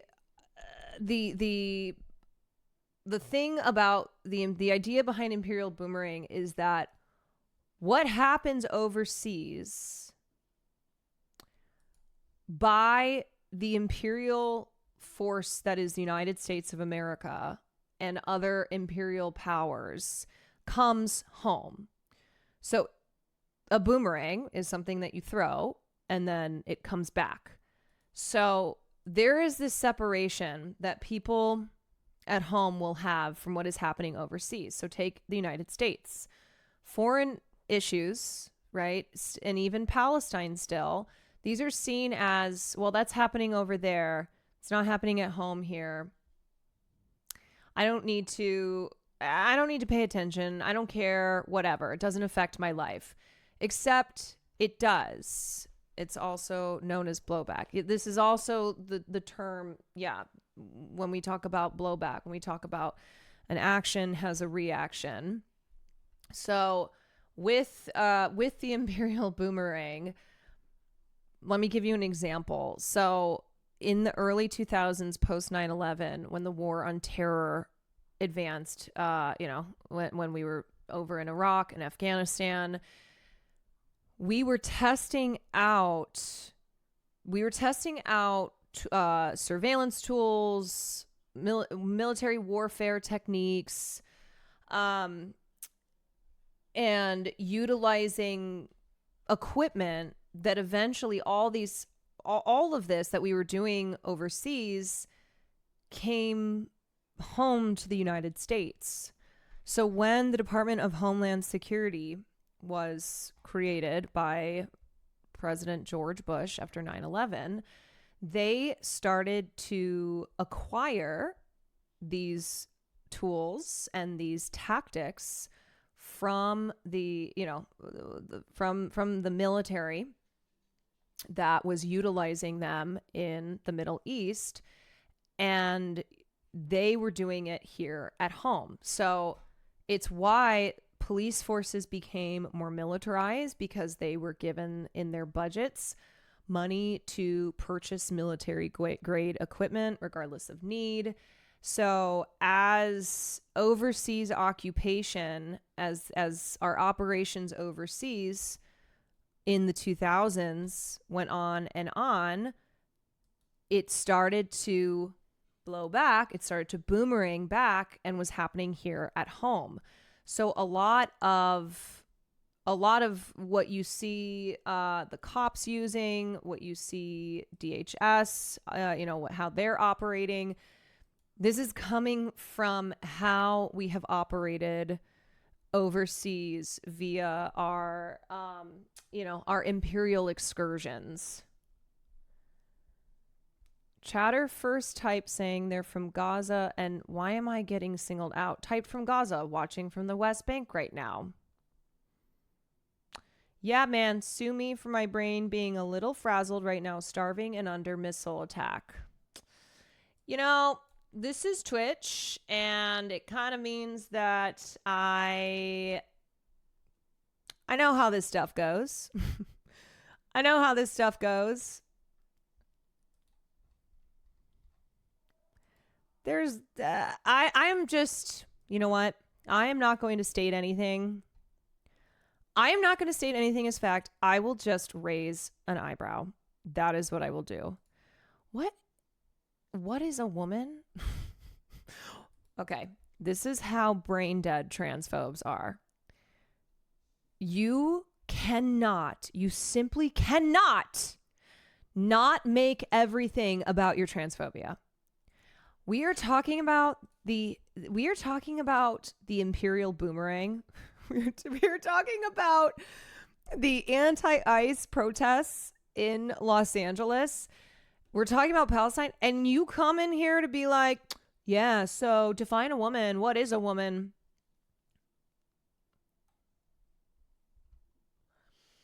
Free yourself from this prison. Free yourself from this prison. Please.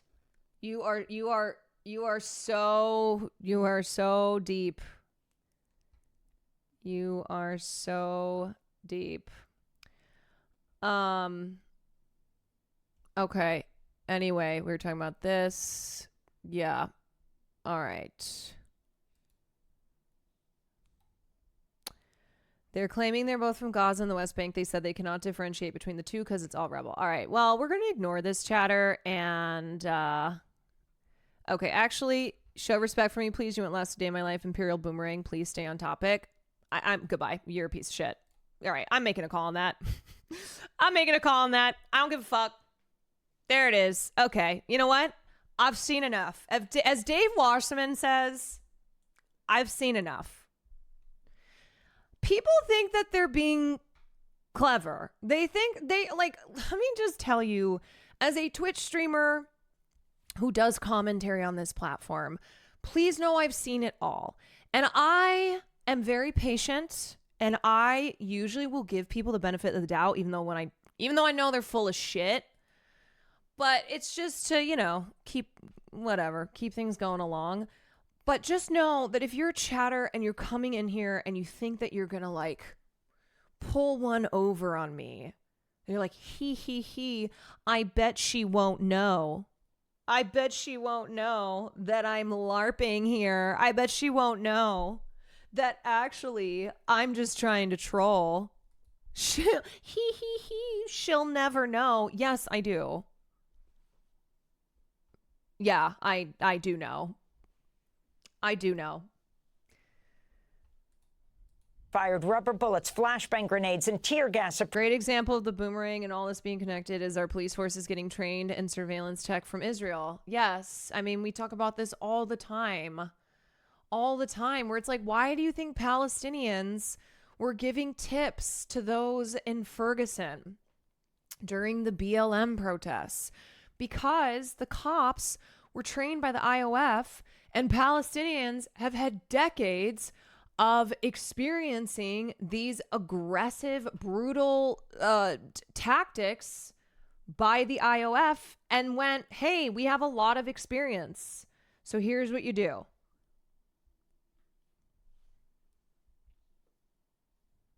Here's what you do. Protesters who gathered to condemn the ICE raids and deployment of the National Guard. Sunday night, L.A. police declared all of downtown Los Angeles an unlawful assembly. Don't give me any ideas. Over the past week, federal immigration agents arrested about 118 people in the L.A. region. On Friday, agents also arrested David Huerta, president of the California branch of SEIU. That's Service Employees International Union. He was charged with obstruction, needed to be treated at the hospital because of his injuries. He remains in custody. On Sunday, Los Angeles Mayor Karen Bass decried the ICE raids and the Trump administration's response. What we're seeing in Los Angeles is chaos that is provoked by the administration. When you raid Home Depot... Yeah, and just a reminder that these areas in the Middle East, they are a training ground, okay? They are a training ground for the military and for the, the government to then enact that training on their own people.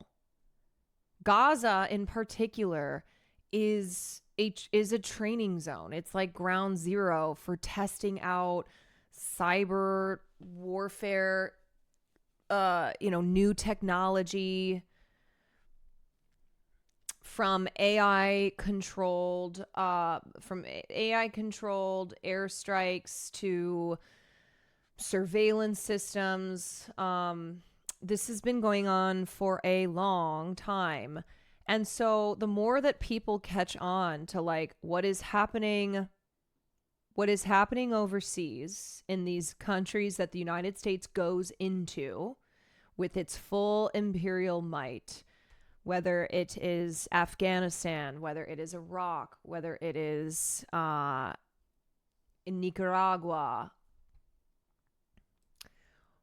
all across the world, the way that people have been treated in those countries by the United States fist, the power of the U.S. empire is what will happen to U.S. citizens. Okay, so like what's happening to the undocumented in this country today will happen to you tomorrow, and that's why we keep saying like they're doing this to the most vulnerable first, but they will come for you if you do not acquiesce, if you do not fall in line, if you do not play your part as a good little citizen who just accepts the mincemeal that they give you and says nothing about it, then they will come for you. Caroline, so good to see you. I've been tuning into you way more. I want you to know that I appreciate you speaking out about this. Thank you, Absurd Tobers. And workplaces, when you tear parents and children apart, and when you run armored caravans through our streets, you cause fear and you cause panic. And deploying federalized troops is a dangerous escalation. This comes as Trump's border czar, Tom Homan, has threatened to have Mayor Bass and Governor Newsom arrested if they interfere with federal immigration enforcement. Homan spoke to NBC's Jacob Soboroff. You cross that line. It's a felony to knowingly harbor and conceal an illegal alien. It's a felony to impede law enforcement from doing their job. Do you think that the mayor of LA is doing that? If she crossed that line, we'll ask the DOJ to prosecute. Do I think she's crossed the line? I don't think she's crossed the line yet. But I'm telling you, the warning we're sending is we're not going to tolerate people attacking our officers. On Sunday, police in Los Angeles made at least 27 arrests. Officers repeatedly fired rubber bullets at protesters. One hit an Australian journalist as she was reporting from the streets. After hours of standing off, this situation has now rapidly deteriorated. The LAPD moving horseback, firing rubber bullets at protesters, moving... Wait, you guys, I always forget. What's the thing that I am? I'm a pop culture justice warrior. What's the term that we've assigned me? We need like an emote for it. them on through the heart of LA. You just shut the fuck up. You okay? Oh, actually, wait. Where was Casey Musgrave's tweet? Yeah, hold on a second. Because someone said, have they found this piece of shit yet? If protesters can't wear masks, then ICE shouldn't be able to either. Show your faces, cowards. Let's see those ugly mugs. Let's see those faces that not even a mother would love. Tommy Loren, you're going to want to sit this one out. Hey, Casey. Sorry, but you do music, and so you're not allowed to stand up for your fellow human beings because you do music. Except it's totally fine. It's totally fine when people on the right who are not typically involved in politics, even though Casey is political. Okay, let's just be real about that.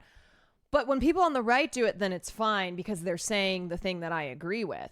Isn't that funny how that works? Where it's like, oh, LeBron, shut up and dribble. Oh, Casey, shut up, play your guitar and sing. But unless you are on my side, and then it's totally fine.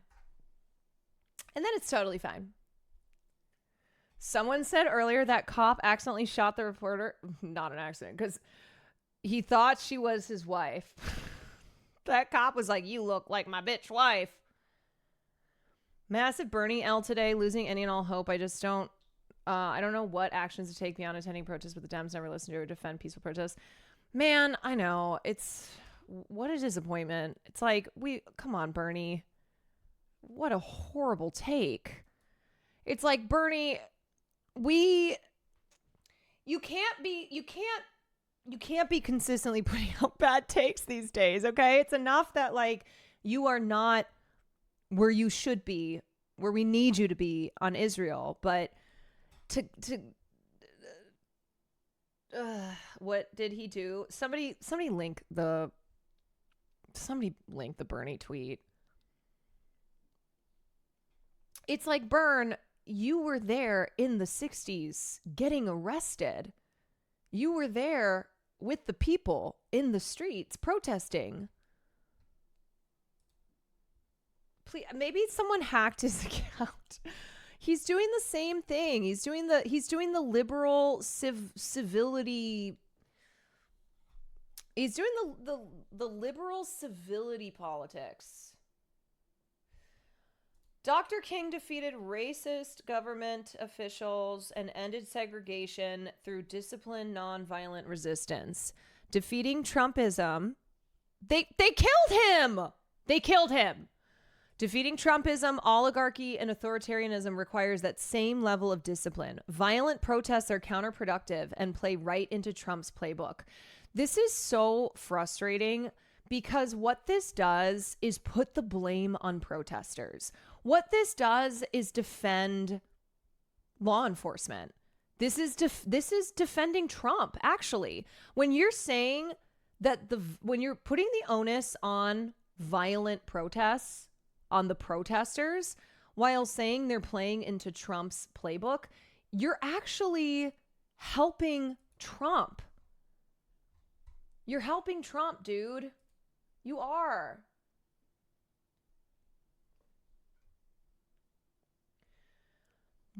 What it's doing is reinforcing this bullshit argument that blames protesters, that blames the left, and treats them as the escalators of this violence. Are you shocked Kamala's take was decent? Yeah, but it's like Kamala when she's running for office talking about more border patrol, more this, more cops, more this.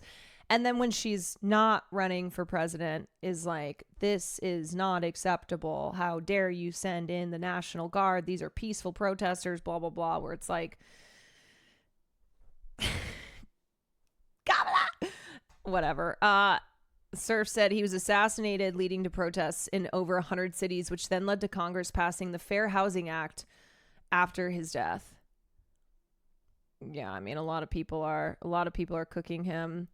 Towards the end of his life, King did acknowledge the limitations of nonviolence as a weapon against a relentlessly violent oppressor who lacked a moral compass.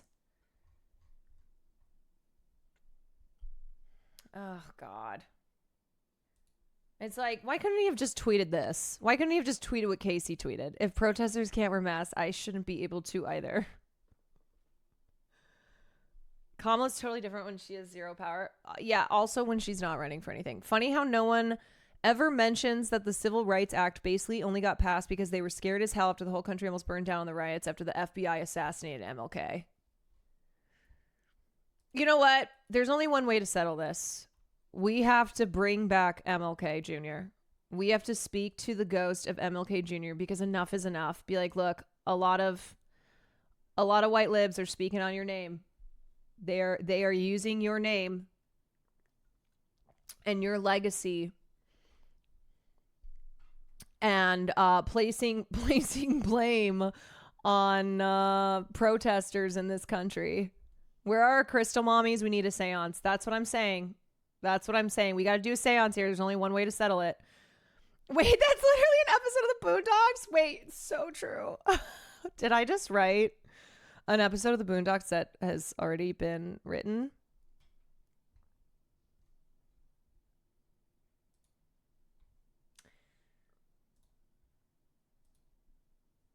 Bernie giving Fetterman level takes on the protests.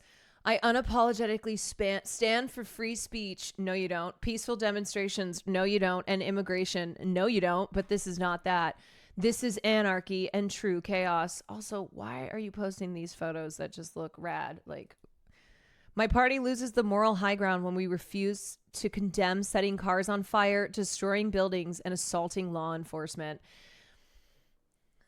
Why do these fuckers have more to say about the people who are protesting the violent institutions in this country? Why do they have more to say about them than they do said violent institutions? It's like every time you do one of these, like, I condemn these protesters, blah, blah, blah. You are highlighting the side that you are on. We know whose side you're on.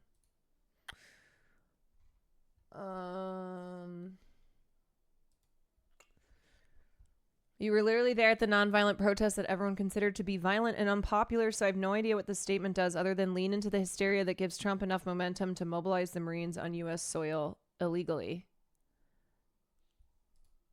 Yeah, we all remember this pic. Young Bernie.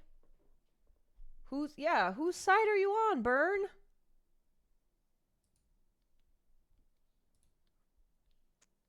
I plan to lead another nonviolent march tomorrow. Oh, God, I'm so tired. I am the stone at the... Oh, wait, hold on a second. Maybe we'll watch this in a little bit. Okay, what was I looking at? We were watching this. Nope. Yeah, we were watching this. In a minute, we'll go to Los Angeles to speak with one of the people who helped organize the protests against the ICE raids. But first, on Sunday, Democracy Now! Reached Janet Martinez, the co-founder of Indigenous Communities and Leadership, or Cielo, in Los Angeles to talk about the impact of the ICE raids and arrests. Around 34,000 Indigenous people live in Los Angeles County, which is around 40% of the Indigenous population based on the census data alone, which we know is an undercount.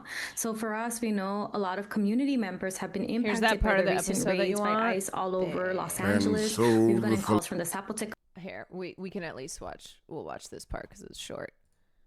Philosophy of this new political party might be considered extremely leftist by some. Do you love America? Sorry? You sure as hell are, buddy. Why can't liberals ever answer that question with a simple yes, huh?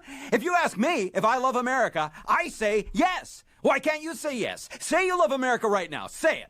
The party's basic philosophy is... Say it!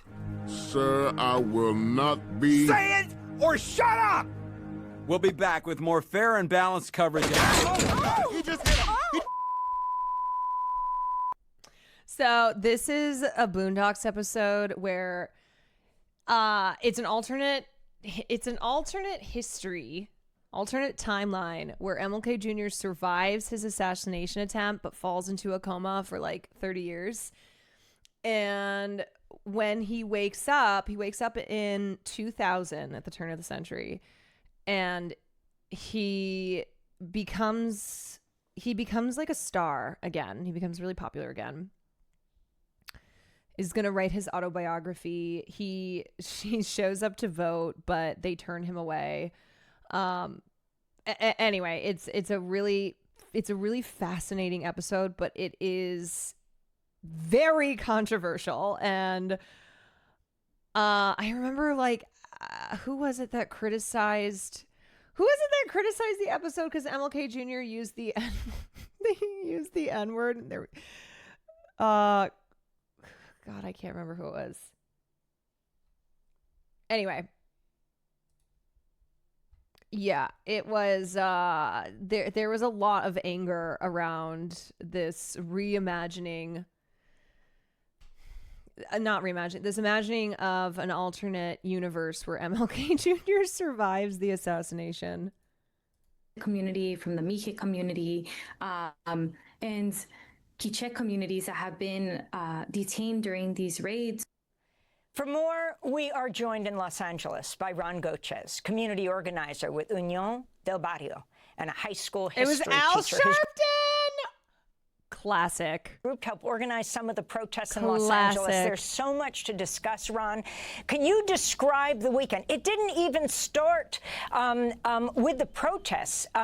You had President Trump threatening to cut off aid to California, federal aid. You had the ICE raids, and then talk about what happened even before then Trump announced that he would deploy the National Guard, and Hegseth said he's put the Marines on high alert. Yeah, good morning. Thank you for having me today. This weekend was marked with absolute and total violence, brutal repression, and attacks, coordinated attacks against our community. ICE agents have been around all over Southern California, kidnapping people, tearing apart families, and we see this as an attack against our people. And so that's why you see young people, the community coming out and resisting this repression. We are tired, sick and tired of these attacks that are dividing and separating our families. And so that's why when we have these protests, they have been peaceful, but when the repression comes from the state, whether it's the sheriffs, the LAPD, or on Saturday, for example, in Paramount, California, it was the Border Patrol, it was brutal violence. They shot thousands of rounds of tear gas, of flashbang grenades, of all kinds of repressive instruments used against the community, but what they didn't think was going to happen was that the people would resist and would fight back. And that's exactly what happened in Paramount and in Compton, California, where for 8.5 hours, the people combated in the streets against the Border Patrol. And after 8.5 hours of battle, and it was a battle because there were people throwing back tear gas, people throwing anything that they could to defend themselves and to defend the workers that were being surrounded by over 100 Border Patrol agents. After 8.5 hours, the Border Patrol, the sheriffs had to retreat. They had to retreat because of the fierce resistance of the community, and the hundreds of workers that were in the factories around them were able to escape. They were able to go to their cars and go home. That was only thanks to the resistance that allowed them to go home that night. And so that is one clear sign that if we organize ourselves, if we resist, we can defend our communities from ICE terror, from the Border Patrol, or from any Frick, thank you for federal the 15 agency that months. wishes to separate our Love families. Bats, thank And you. so Hogan, thank because you. of that, while that was happening, while that resistance was happening, we saw President Trump give the order of the National Guard. And so for us as indigenous people to these lands, to this continent, this is nothing new. The military going after us is nothing new. The United States and this part of the country is a result of a military invasion of Mexico. And so we know what's coming. It's more repression, but what they have to know is that they're also going to face more resistance from the community. We don't want to be violent, and we don't advocate for violence, but when they use brutal violence against our people and kidnapping mothers and fathers from children is violent. When they do things like that, we have... This is why, like, the concept of borders is so fucking bullshit, because it's all just, oh, we won this, we went to war against you, and a lot of people died, right? The fact that Mexico became a state, California, yeah, Mexico, the 51st state. California became a state in 1850, and it was after the United States won the territory in the Mexican-American War. And then, California went through the process of becoming an official state. But it's like, oh, this land that has been divided up and then divided up again and then divided up again, and people who have been dispersed, who've been displaced, who have then, this land where their ancestors came from, now they can't return to it because of borders, because of policies that make it extremely difficult to live there. They didn't cross the border. We didn't cross the border. The border crossed us. That's how the lyrics go. Every right, every historic right to defend. No one is illegal on stolen land. I mean, that's ultimately, imagine what it must be like to be indigenous to these lands and listen to someone like Donald Trump talk about illegal aliens, talk about foreigners. Defend our communities by any ways that we can, and we're going to continue to do so. And Ron, you mentioned Paramount on Saturday. For those people who are not familiar with that town south of Los Angeles, there's also been a change in the Trump administration tactics. Originally, they claimed they were going after criminals. Now, increasingly, they're being pushed to increase the arrest numbers, so they're hitting workplaces. So could you talk about this change and how this is affecting the community? Yeah, the fascist Trump administration is trying to lie and confuse the American people into supporting this repression, into supporting these immigration raids by having the general public think that they're going after criminals. But now what's publicly known, what's painfully clear, is that the majority of these raids are going after workers, working class people. They're not going after criminals. They're going at Home Depots. They're going at construction sites. They're going to factories where people are working, where they're creating the resources necessary for this society to exist. And so I think everyone now knows that it's a lie. They're going after anyone and everyone who has brown skin specifically. And, they're attacking pretty much anybody. You have the Asian community. You have black immigrants under attack. You have anybody in this country who isn't a white male, basically, who is under attack. So I think working people everywhere should see this as an attack on working class people, and they should all unite in solidarity to repel these attacks against our community. And so again, we've proven time and time again. Oh, you talk about how the working class is so important and how we are the backbone of this country when you want our votes. And then when you get them, then you turn around and you do this. Like, that's what I hope people wake up and see. Workers in this country who voted for someone like Donald Trump, whatever your reasons were, understand that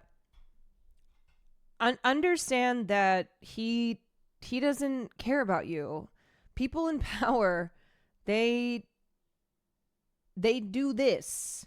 They do this. They are aligned with each other. I mean, look at how unfortunately, even some of the better progressive politicians that we have are still not aligning in solidarity with the working class in this moment. Again, when we organize ourselves, we can defend ourselves. At this moment, it's 5:30 or so in Los Angeles, or 5 in the morning in Los Angeles.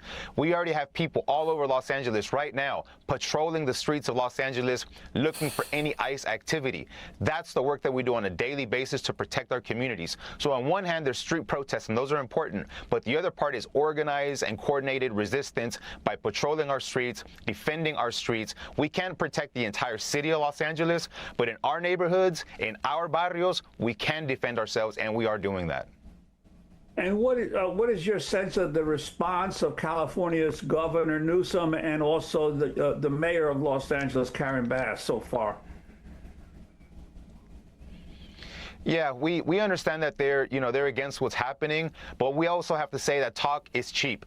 Governor Newsom can order the National Guard to stand down. If he's against President Trump using them against us, well, he can order them to stand down. He has not done so. Here in the city of Los Angeles, Karen Bass is saying that she's against the raids that are happening. Well, why are her police officers aiding and collaborating with ICE, with the Border Patrol, to attack the community? If they are really there to serve and protect, as it says on their vehicles, then those rubber bullets and that gas that they're shooting right now, they're aiming at the wrong people. It shouldn't be aimed at us. It should be aimed at the agents who are trying to kidnap the people in our community. But dude, this guy, I'm sure some of you have seen this because it made the rounds, but your assault rifles and your sticks, you should be standing here with us. You're on the wrong side of history.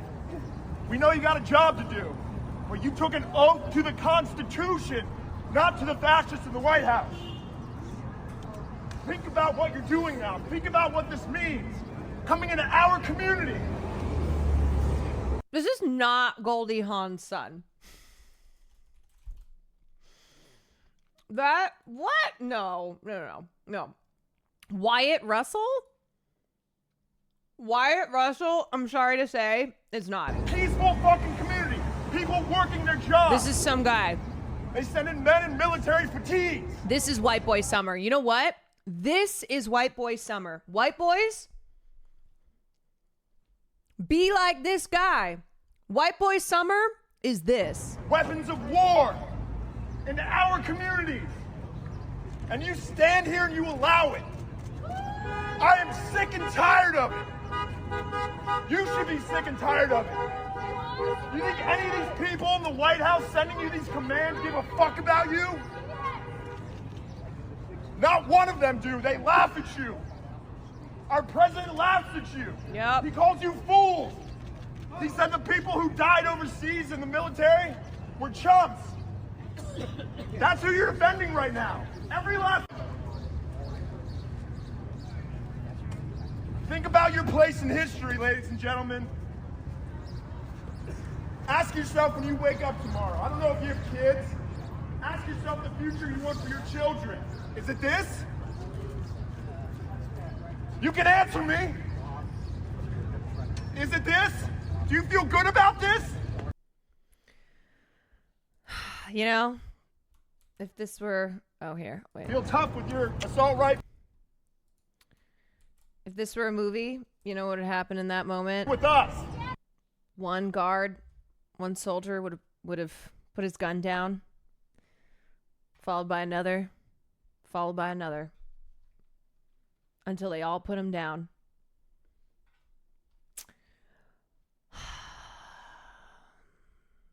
That's the movie I want to see. That's what I want to see.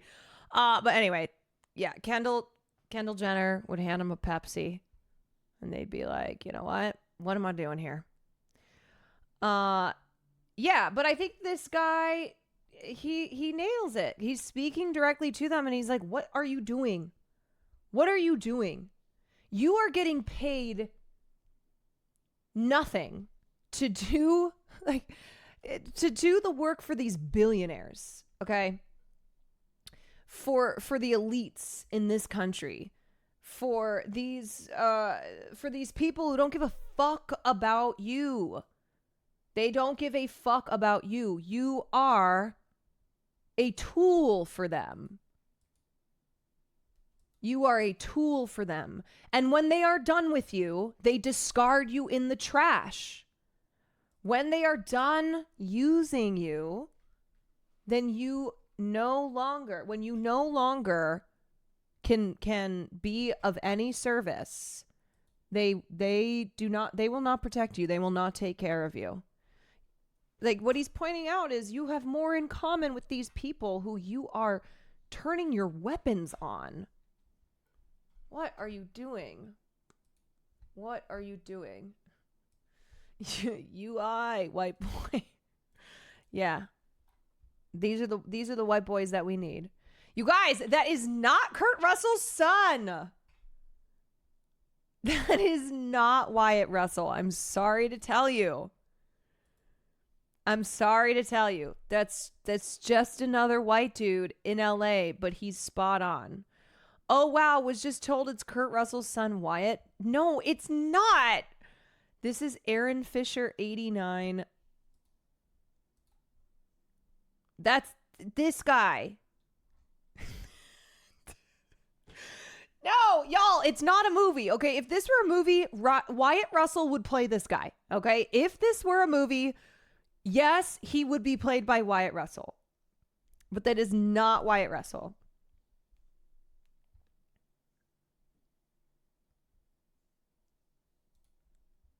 Partner at Scraff Digital. I don't even know. I think this guy is even, I think he's like a Dem, but like he's right. Like he's still right, you know? It's not. Sorry, that's not Wyatt Russell in the viral LA protest video. See? God. There's a Rolling Stones article that is clarifying. Clarifying. Okay, anyway. Y'all tripping. White dudes in LA looking like Wyatt Russell. Yeah, Will Neff included. Will Neff included. That's Will. You know what, you guys? That's Will Neff. Okay. That guy is Will Neff. For that chatter who's like, why aren't you innocent, Will, at the protest right now? Oh.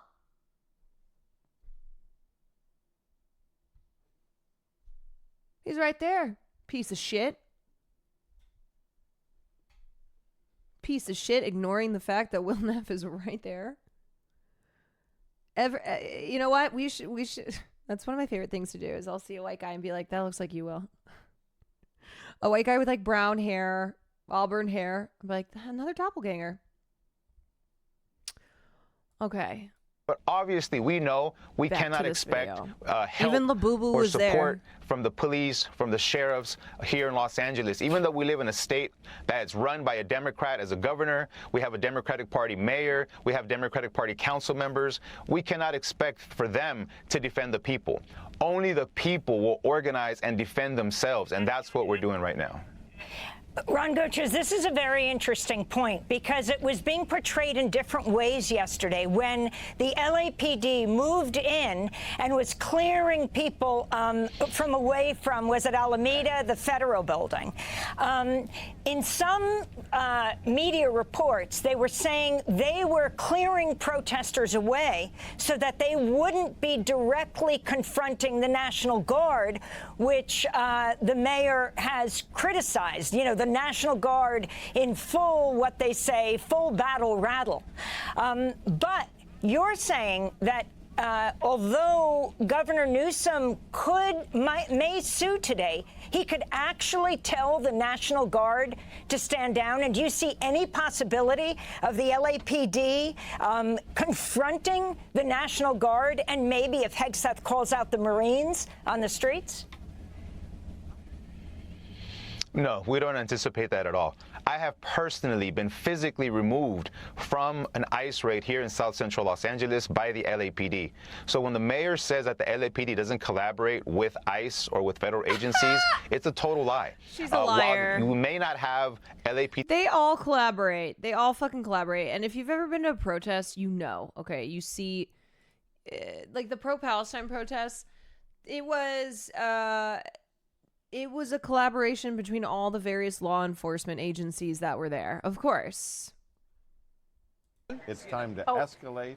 Wait 1 second, It's John. time to- Hold on. yeah, I want to. go ahead. Jason, what's Is the going camera on I the hear you. ground? What's- What is Am happening? I seeing Jason Carroll being? What happened, Jason? I am being detained. I am being detained, Laura. I'm not being arrested. Correct, officers? Did you hear what he told you? No. We're letting you go, but you can't come back. Okay. Because then if you come back, then you go. Why? Okay. Okay, please. Okay. Thank you. Thank you, officer. Take care. You too. Nice to meet you. Thank you. No, Okay, see, thank no. you. Mm-mm. What happened, If you Jason? guys can still hear me, what happened was, I was, yes. I'm Chris with the New York Times. We got video of you guys. Oh, you did? If you need it later, Thank you. call New York Times. I appreciate that. I can Thank hear you still, Jason. What's happening? So we here's what happened, Laura. The officer, I was called over, and the officer told me to put my hands behind my back. I said, am I being arrested? He said, you were being detained. I was walked out of the area. They took down my information. Oh, I'm losing his IFB right now. I can't hear you, Jason. John Miller. So, yeah. Sorry, you can't be here if you're reporting on this. Why? Also, why did his feed just cut out? Yeah. Yep. You know, it's like for my conspiracy theorists out there who are just so hot on trying to put two and two together, but then they end up, down the QAnon rabbit hole. Why are you looking at this stuff? Why aren't you going down this path of like, wait a second, the feed got cut? I wonder if it was because of the cops. I wonder if it's because the cops didn't want the CNN guy who they had detained, saying what had happened. It's like, go there. Use your energies. use your energy there. Put these connections together. Look at why is this CNN correspondent not allowed to be reporting on in that area of what the cops are doing. PD officers on the streets asking people for their citizenship or detaining people for immigration reasons. What you do have is the LAPD, the LA County Sheriffs, the CHP, or any law enforcement agency that's here locally. They are collaborating. They are protecting the operations. They close down the streets around operations so that ICE can do their kidnappings of our people.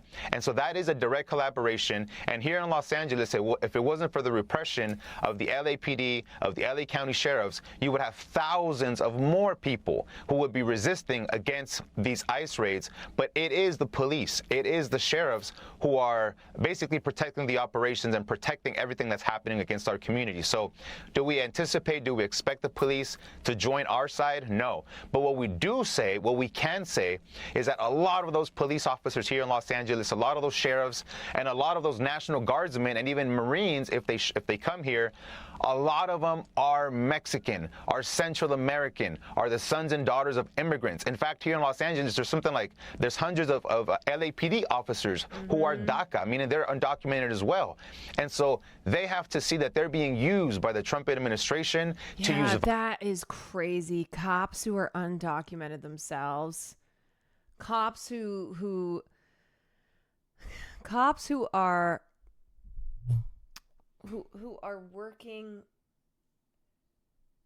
working for law enforcement to bring down their batons on the people that they have a lot in common with. Violence against their own people.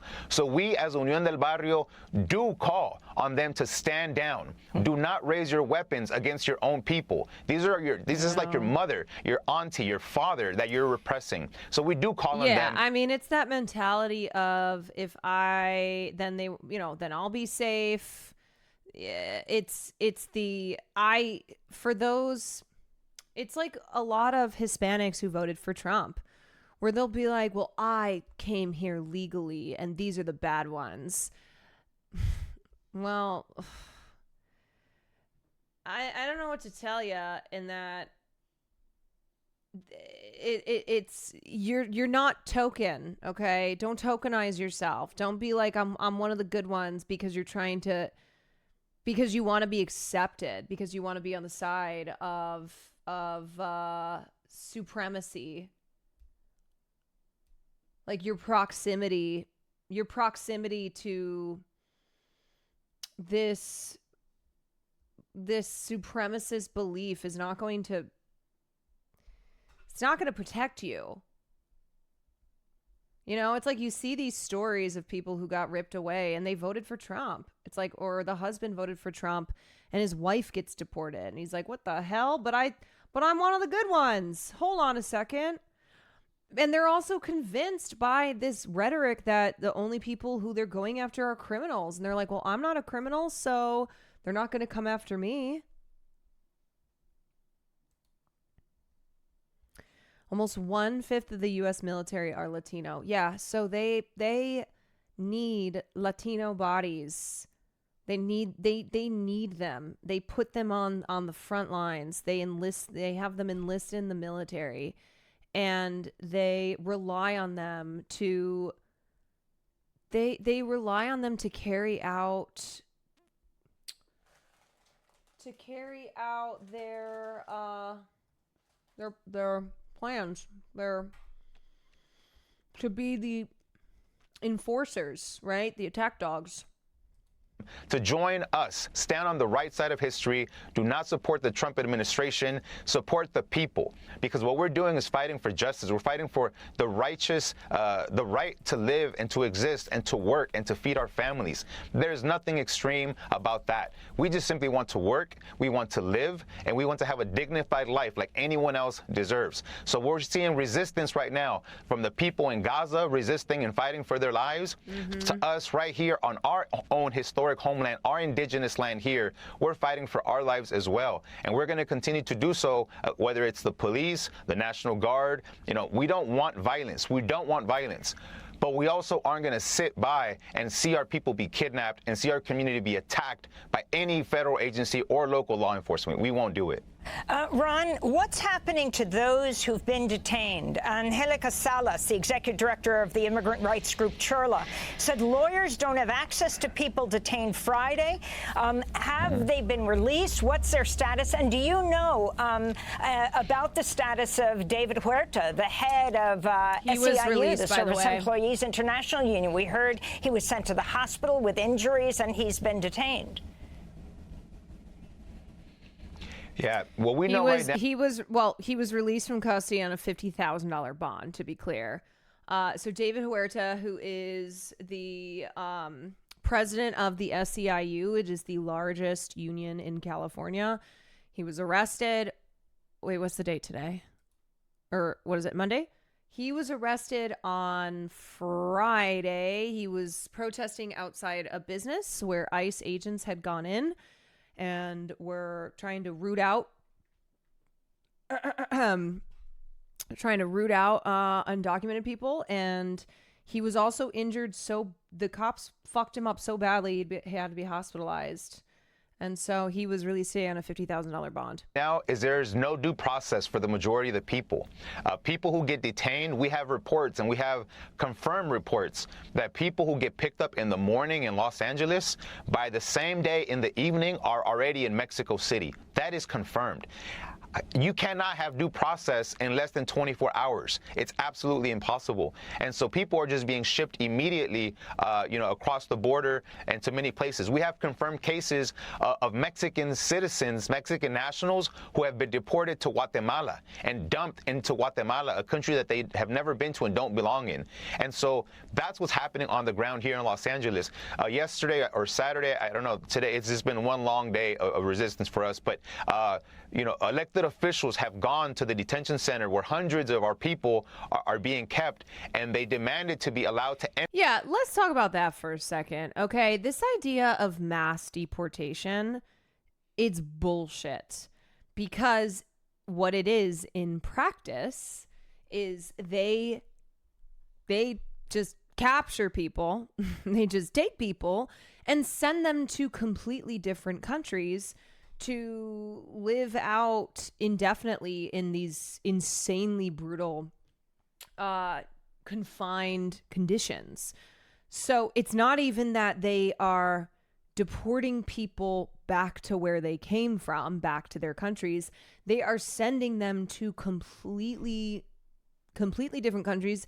And of course, what we've seen in many instances is people being sent to El Salvador, being sent to the notorious counter-terror prison that is one that's very hard to be extracted from, and also is just notoriously brutal. So this is what's happening. This isn't even mass deportation as in theory, the Trump administration, what it would look like via their mass deportation plans that they put forth. This is just kidnapping people and then sending them into the most brutal places for an indefinite period of time.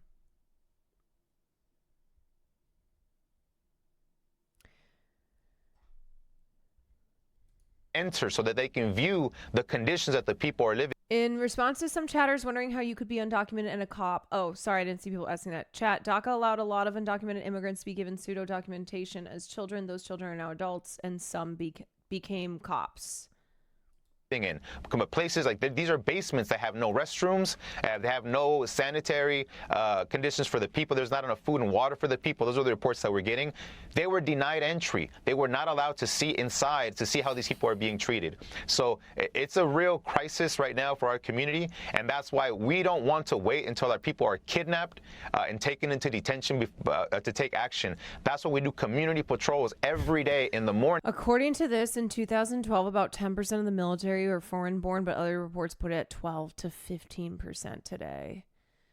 Yeah, I mean, I don't know how you look at that and don't go, these are people who go, well, as long as it's them and not me, right? As long as they're going after people, but I get to be here. Like, this is my ticket. It's still the individual mindset that we talk about, hyper individualism, where it's like, well, as long as I'm good, as long as I am excluded from the groups that they target. Immigrants have served in and fought for the U.S. military since the birth of the nation, from the Revolutionary War to the present. Yeah, all of these hogs who love the military, who love, all this shit, it's like, and are screaming about immigrants.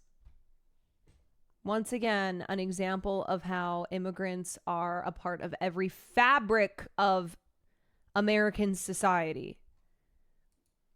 Around our communities to try to prevent our people from being kidnapped. And when we say kidnapped, that is the exact word that we need to use, because the state is using brutal violence to separate us, to take us against our will from our families, from our homes, from our jobs, and to take us somewhere else. So that by definition is a kidnapping. And that's what we're fighting against, because we know that our people they're not gonna have due process. If lawyers and elected officials aren't being allowed to enter detention facilities to see their conditions that the people are living in, what makes us think that the people inside are going to have any type of human rights? We know that it's not happening.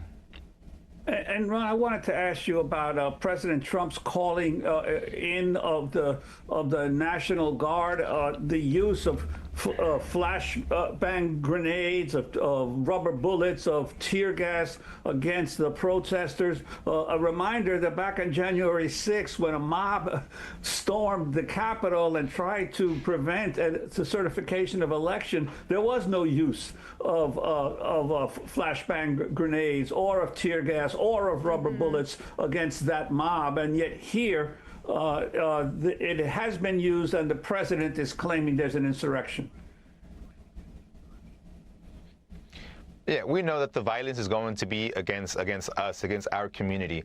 And, you know, sometimes people think, oh, well, you know, it's not that bad. You know, it's just a little bit of tear gas. No, we've seen people be seriously injured. On Saturday in Compton, California, when we were there on the front lines of the resistance against the sheriffs and against the Border Patrol, we saw a guy standing in front of us who got hit in the face with I don't know if it was a rubber bullet or what it was, but his face was completely split open and he was just gushing blood everywhere. You know, these things can be lethal. If these rubber bullets hit you in the eye, if they hit you in the right place, they can absolutely be lethal. And so we understand that the violence is being used against us. It is lethal. We understand that the violence is being used against us on a daily basis, whether it's by the Border Patrol or the police. It's violence. Yeah, I think that the non-lethal assignment of these weapons is misleading because they actually are dangerous and absolutely can be lethal.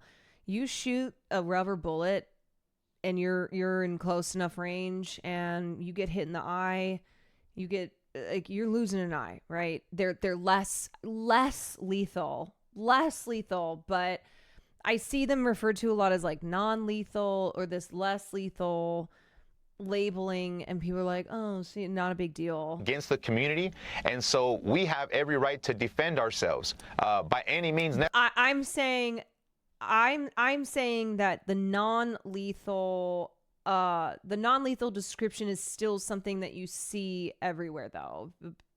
Even though they have to say less lethal, yes, but like that is still stuck in people's brains. Necessary, because that is the livelihood, the well-being of our families is what's at stake.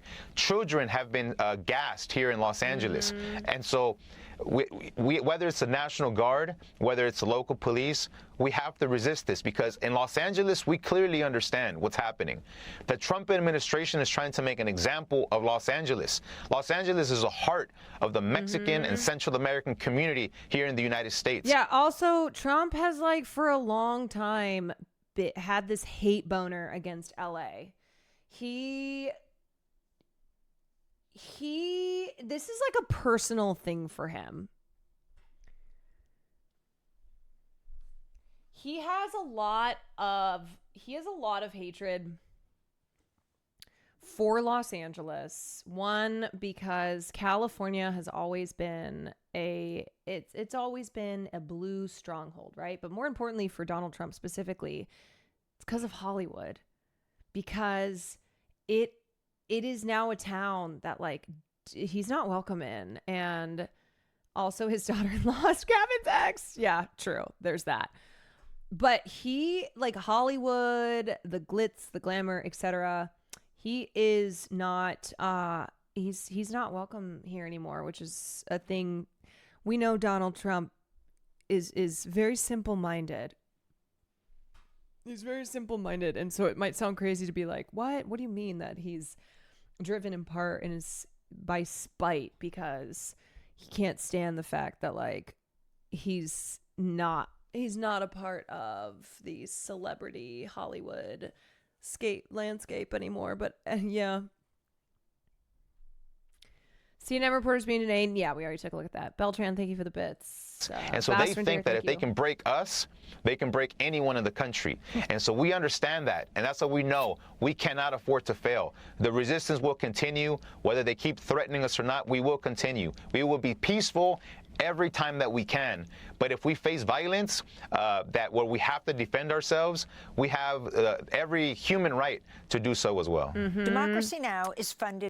Yeah, absolutely. Didn't we learn during BLM the less lethal rubber bullets are supposed to be shot at the ground, bounce off the ground, and reduce harm? Yeah, no, the cops will just walk up to you point blank and shoot you in the face. And they're like, yeah, we're keeping the peace. We're keeping the peace. We're doing law and order.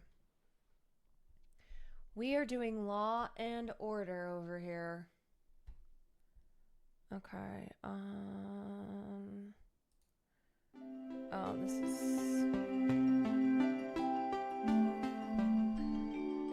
So what a lot of people don't think about with respect to foreign intervention is the short video that the tools and processes that are developed as a part of foreign intervention can come to be used domestically.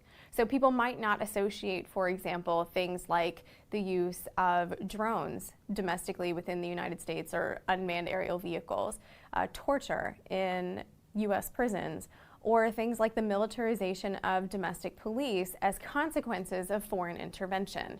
But these are the exact types of tools developed as a part of intervention abroad that then wind up being used back home.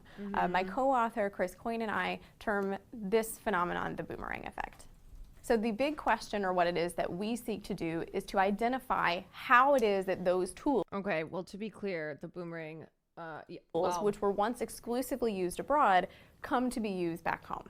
So we do this by looking at or identifying what we call the three channels of the This, let me just a little backstory, or a little history here. Aimé Césaire,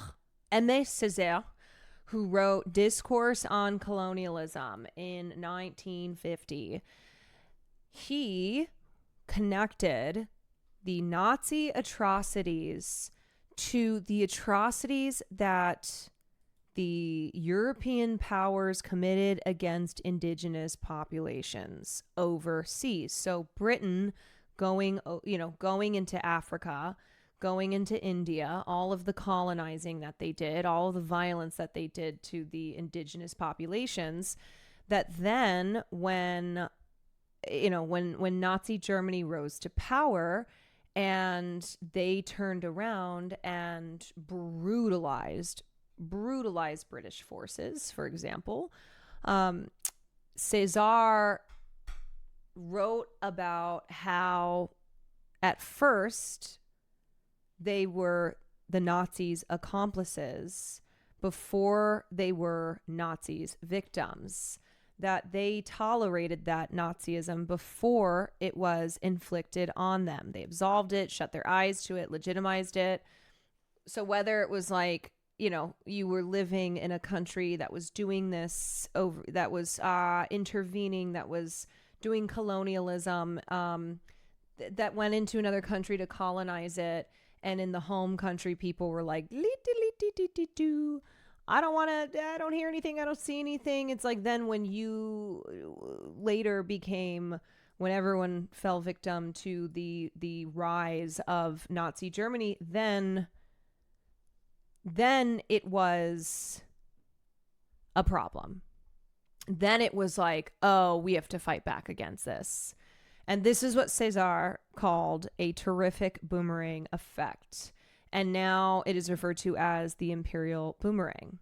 The boomerang effect. The first of these channels is what we call the human capital channel. The British colonial violence in India was so brutal that some small sects of our revolution sided with Germany during World War II, and Japan dropped anti-Churchill pamphlets in West Bengal post the man-made famine. That's crazy. They were like, man, the British fucked us up so bad that we can't even side against the Nazis that are the Axis powers. You can think about human capital simply as the skill sets that an individual possesses or develops as part of their job. So students, for instance, are hopefully developing human capital as they go through their course of study. People, when they go and they take different jobs, are adding to their human capital. This is no different than when individuals are involved in the preparation for or execution of a foreign intervention. The critical piece is that once that intervention or that person's part of the intervention is concluded, those skills that they've developed don't magically disappear, they stay with them. And so those skills are then brought back with that person and integrated into their future endeavors, whether those are in the public sector or in the private sector. The second channel that we identify is what we refer to as the administrative dynamics channel. So perhaps the easiest way to think about this is to think about the different organizational structures in which people have operated throughout their life. So people might be familiar with the administrative dynamics of education, for instance. They know that overarching structure and how it works. Or if you go to work at a variety of different companies, those have different administrative dynamics.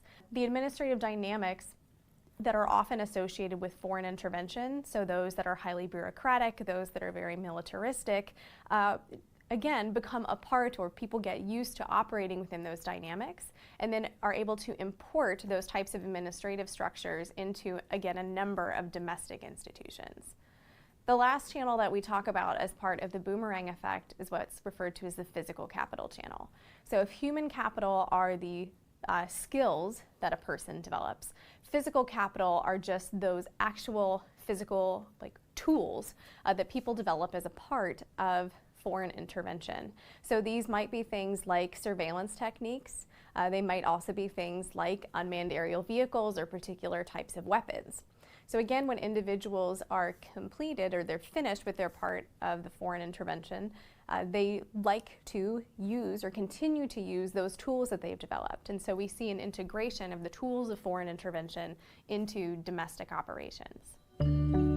Yeah, so that's just a little explainer on how the things that happen overseas in parts of the world where we aren't paying attention, we're not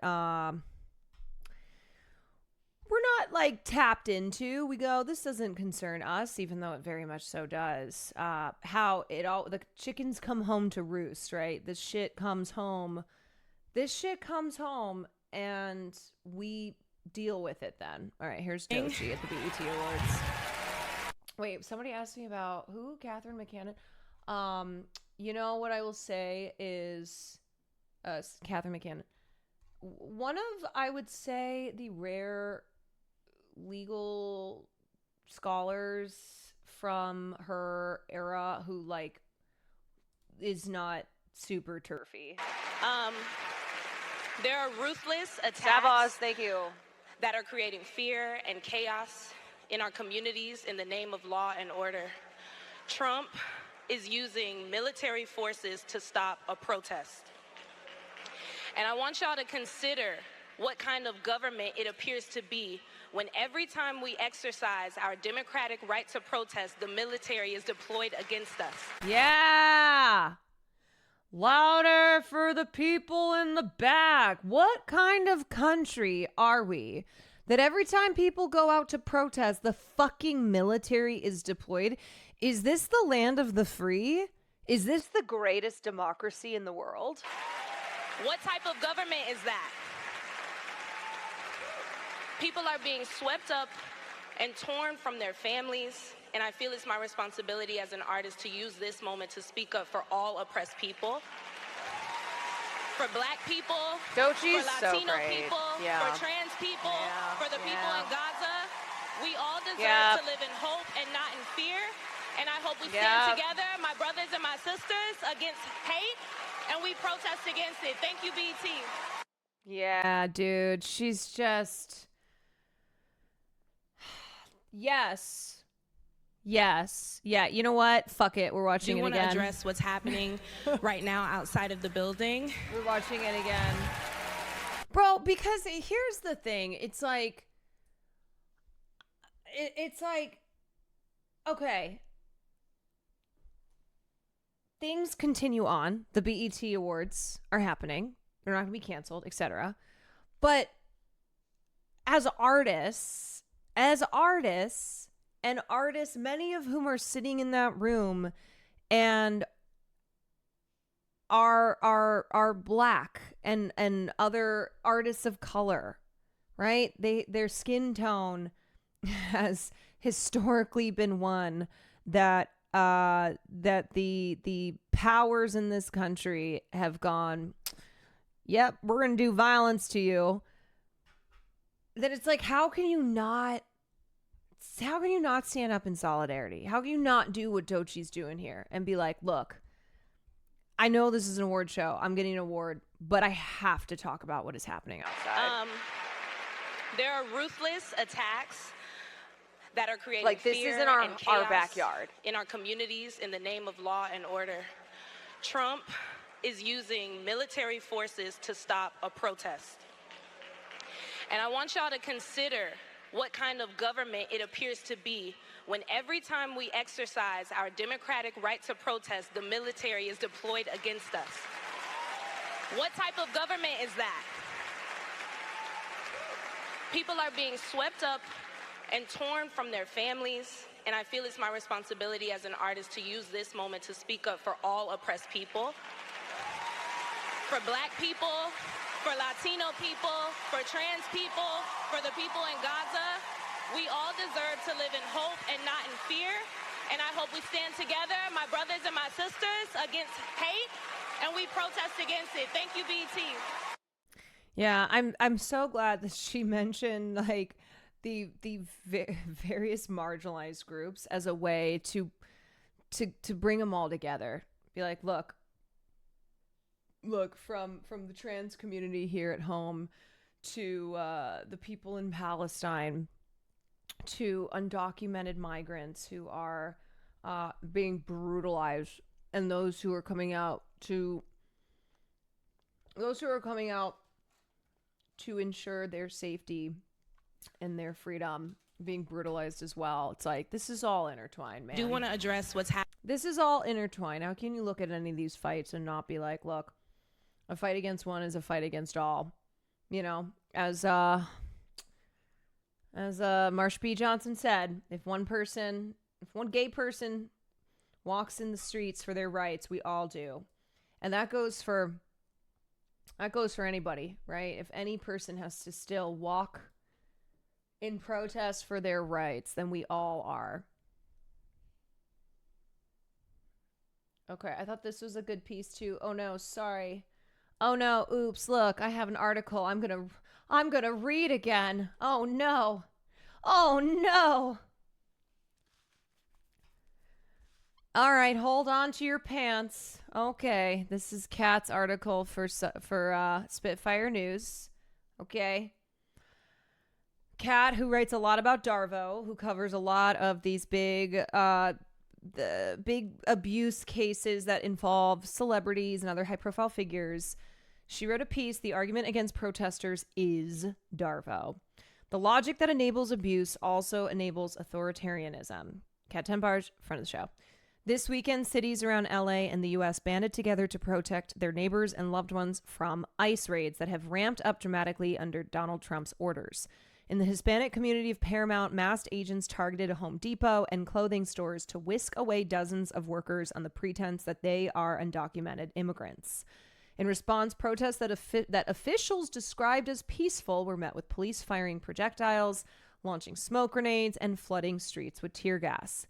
On Saturday, Trump took the historic step of mobilizing 2,000 National Guard troops to crush dissent. The news stories and much of the mainstream discourse about this weekend has been defined by acts of violence attributed to protesters. But the violence started with masked men grabbing people off the streets, and it has continued with masked men attacking anyone who tries to stop them. Yes, period. Here is just one example of that. Protests and wait, who has the video of the cops running over? Here we go. Yeah, look at this. Look at this. Trampling this person.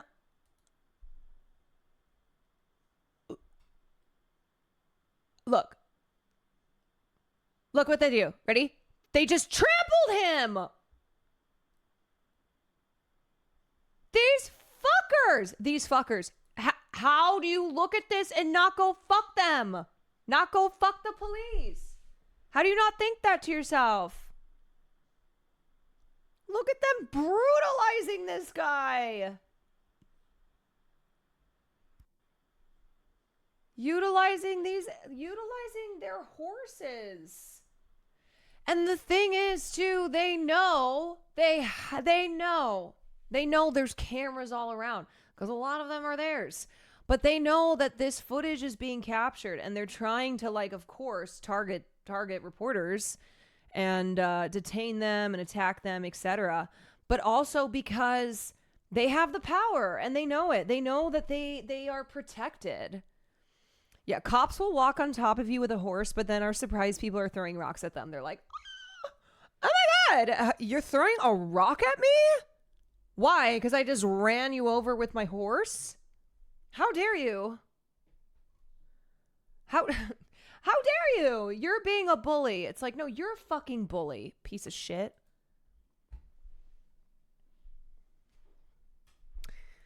Okay, anyway, we were talking about how Darvo is what the what authoritarians use to flip things around and pretend to be the victim. So,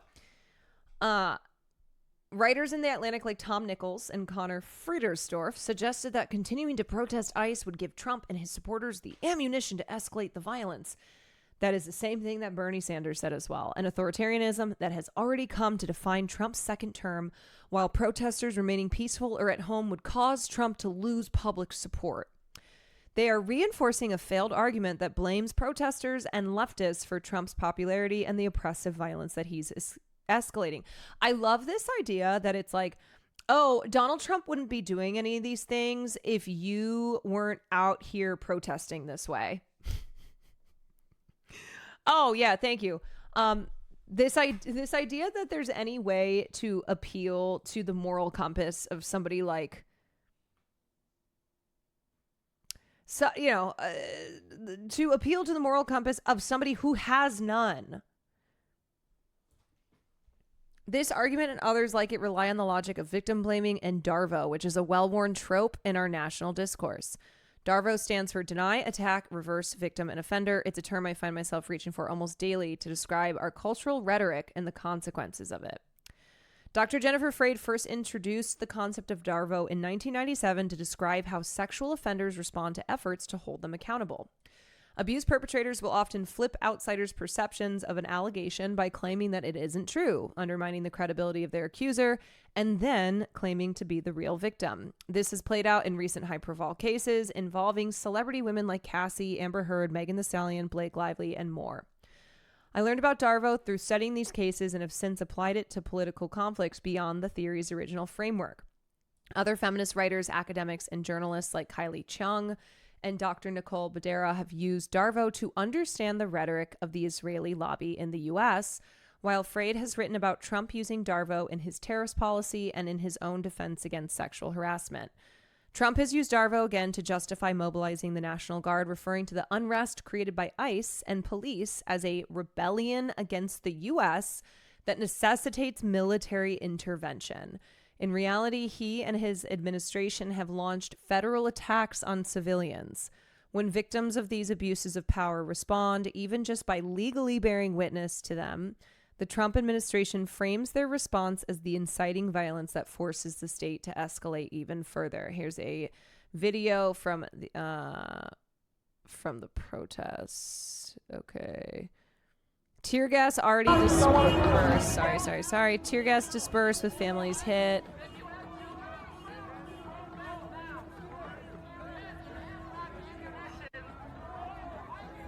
Yeah, they create chaos. Like all this shit creates chaos, leads to people getting hurt. By omitting or minimizing this crucial context and power imbalance, columnists and anyone with a public platform can aid the Trump administration in its DARVO strategy. Even people who purportedly disagree with what is happening may perpetuate Trump's talking points. DARVO and victim-blaming rhetoric are so baked into the cultural script around violence that people often treat it as a fair, unbiased perspective, when it actually takes the side of oppressor. ICE's reign of terror through American neighborhoods has demanded a vocal, immediate response from witnesses. Agents have repeatedly seized the wrong people, including tourists and U.S. citizens. Yeah, this was today. NYPD and ICE mistakenly arrested a Chilean woman who was on vacation in New York City. Oh, you mean that they're just doing profiling? You mean they're like, oh, a woman with an accent who looks like she may be undocumented? I mean, this is ridiculous. Like, who wants to live in a country like this?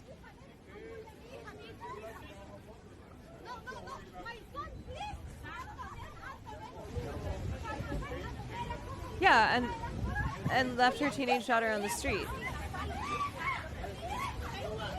This is terrorism. This is just straight up terrorism.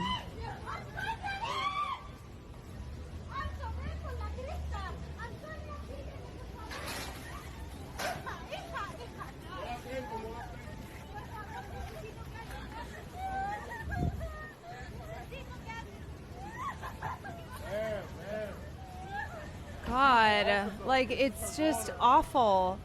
Who wants to visit a country that's doing this? Who wants to be like, who wants to be out enjoying their day and then they just see this shit happening?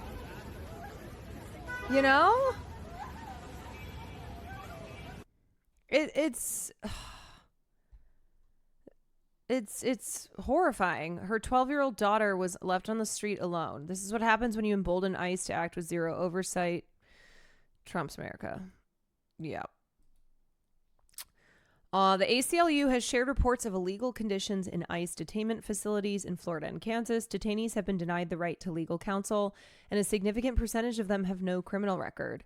That's the tip of the iceberg in regards to the unconstitutional, unlawful conduct of the federal government and ICE. If we do nothing to document and stop it, then we are complicit in it. When people do try to document and stop it, including journalists, elected officials, community leaders, police and feds have initiated violence in Darvo against them, too. Congresswoman LaMonica McIver was charged with assault while attempting to enter an ICE detainment facility in New Jersey. Labor union leader David Huerta was arrested in LA on Friday, while union reps said that he was peacefully observing an ICE operation. Police also injured Huerta to the point of requiring hospitalization after he was arrested. These attacks on politicians and organizers of color have been minimized and left out of the conversations about actions attributed to protesters, like vandalism, throwing bottles, setting off fireworks, and setting things on fire. Yeah, because guess what is not only fitting the narrative that the protesters are the agitators, the instigators, etc., but also the thing that's like flashy, that's going to get people, you know, that's going to be like drama for news, this kind of stuff. So whether it's CNN or MSNBC or Fox News, they are obsessed with zeroing in on this, where they're like, oh, look at the vandalism, look at the graffiti, look at the cars on fire. And it's like theater. That's what they're doing, okay? They're doing theater. And they're not going to show footage of the protesters. They are not going to show footage of the protesters being out there walking, you know, singing songs, like being in community with one another. No. And they're also not going to zero in on the cops beating the shit out of these people. A lot of the damage happens when police throw grenades, fire projectiles, and flood neighborhoods with gas, too. These so-called less than lethal weapons, which can still kill and maim injured protesters as well as children and people nearby. One of those non-lethal rounds hit photojournalist Nick Stern in the leg on Saturday, requiring emergency surgery today. That's fucking insane. He told The Guardian, "In my leg was what felt like a 5-centimeter hole with muscle hanging out of it and blood all down my leg." Jesus Christ. I don't think this is a clip of that. I think this is a... Hey, look at yourself!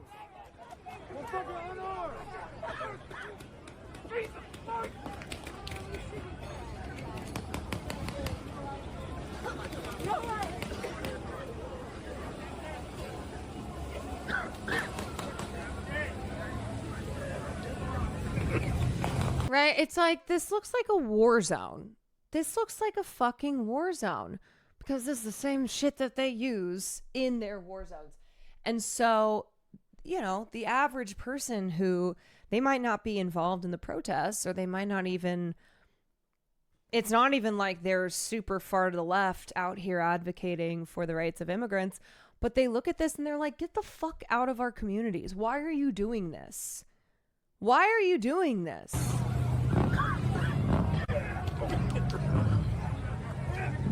Hey, look at yourself.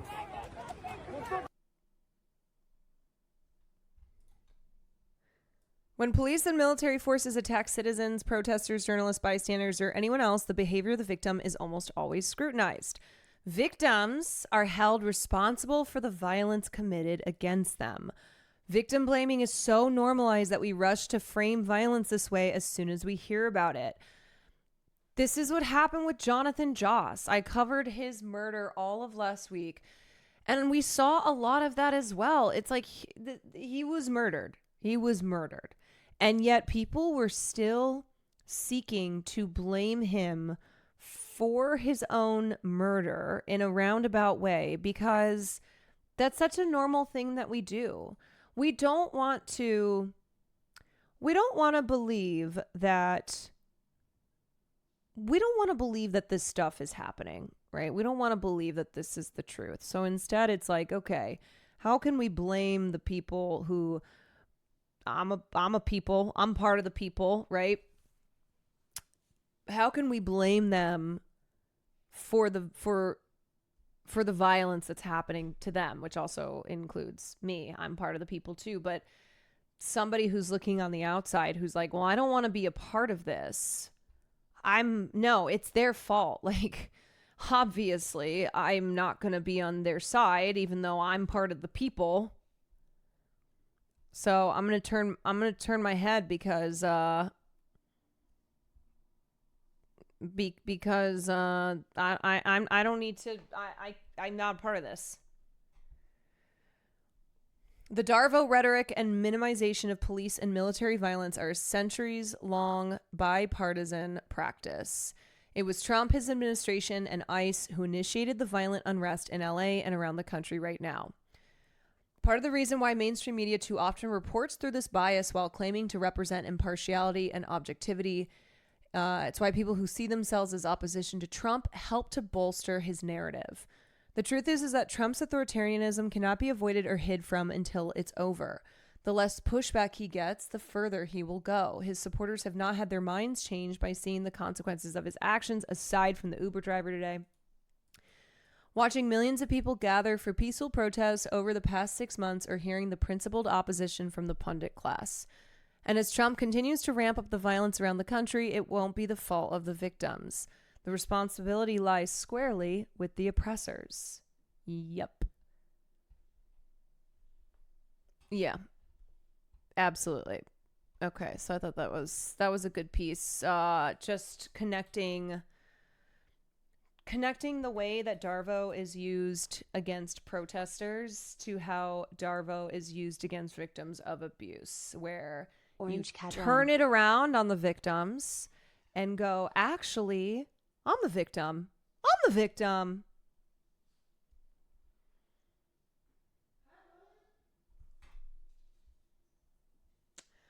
Elon, thank you for the 33 months. Yeah, I've seen this before. This is what they're shooting at people, whether you are a journalist, whether you are just somebody who's attending the protest. This is the shit that they're just shooting point blank. Esta es una bala de goma. This is a less lethal 37mm rubber bullet that's used by many police forces around the world. Similar weapons have been used in Colombia, where I am from. This is an apple, which is significantly larger and more robust than a human eyeball.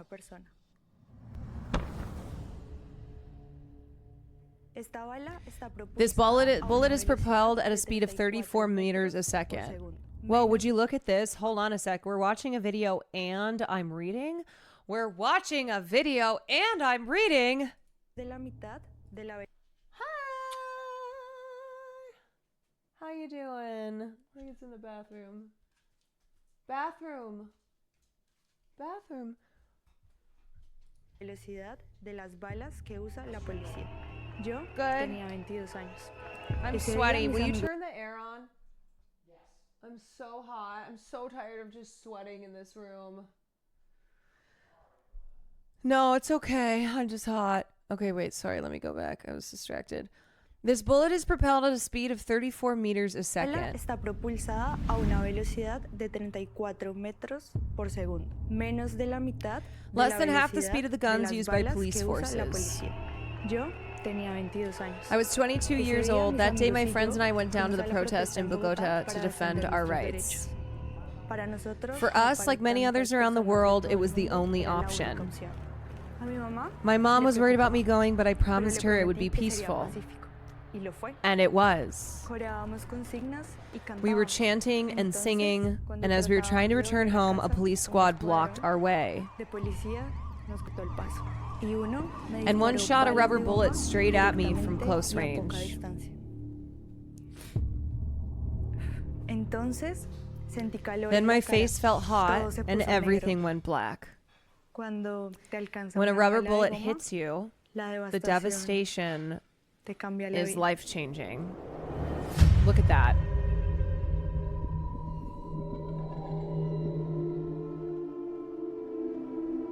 He perdido un ojo. I have lost my eye. He perdido el ojo. My eye is gone. Eso I no lo cannot puedo change cambiar. that. Oh my God. Pero las formas en las que se But the usan way estas these armas, weapons are used, eso that sí can se be puede cambiar. changed. Holy fuck. Necesitamos We need to controlar bring the el trade comercio in del law material enforcement equipment destinado under a la control. policía. Todas las personas We must debemos all be tener free to libertad protest para peacefully protestar without fear. pacíficamente y sin miedo. Ya es hora de un tratado sobre el It's comercio time sin for a tortura. torture-free trade Amnistía treaty. Internacional, protejamos la protesta.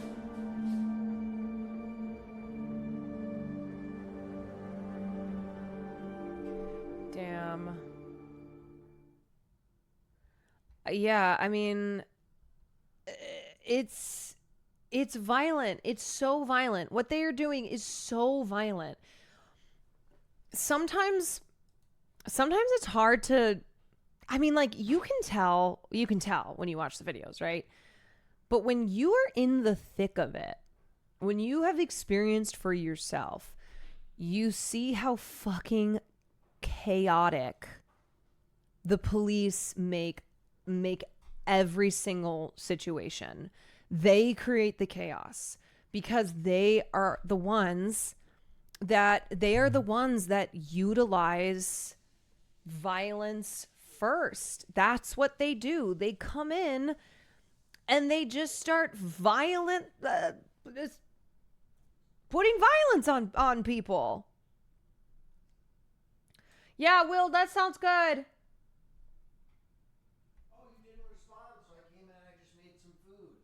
Oh. Are you eating a piece of cheese? Oh. It's good cheese. Are we just little rats? You want me to get you some? That's okay. Are you not ordering anything? No, because you didn't want anything with me like that. Oh, I just saw your text now. That was like 9 minutes ago. That cheese is spicy. Yeah. That's good cheese, though. That's some good cheese. Anyway, what were we talking about?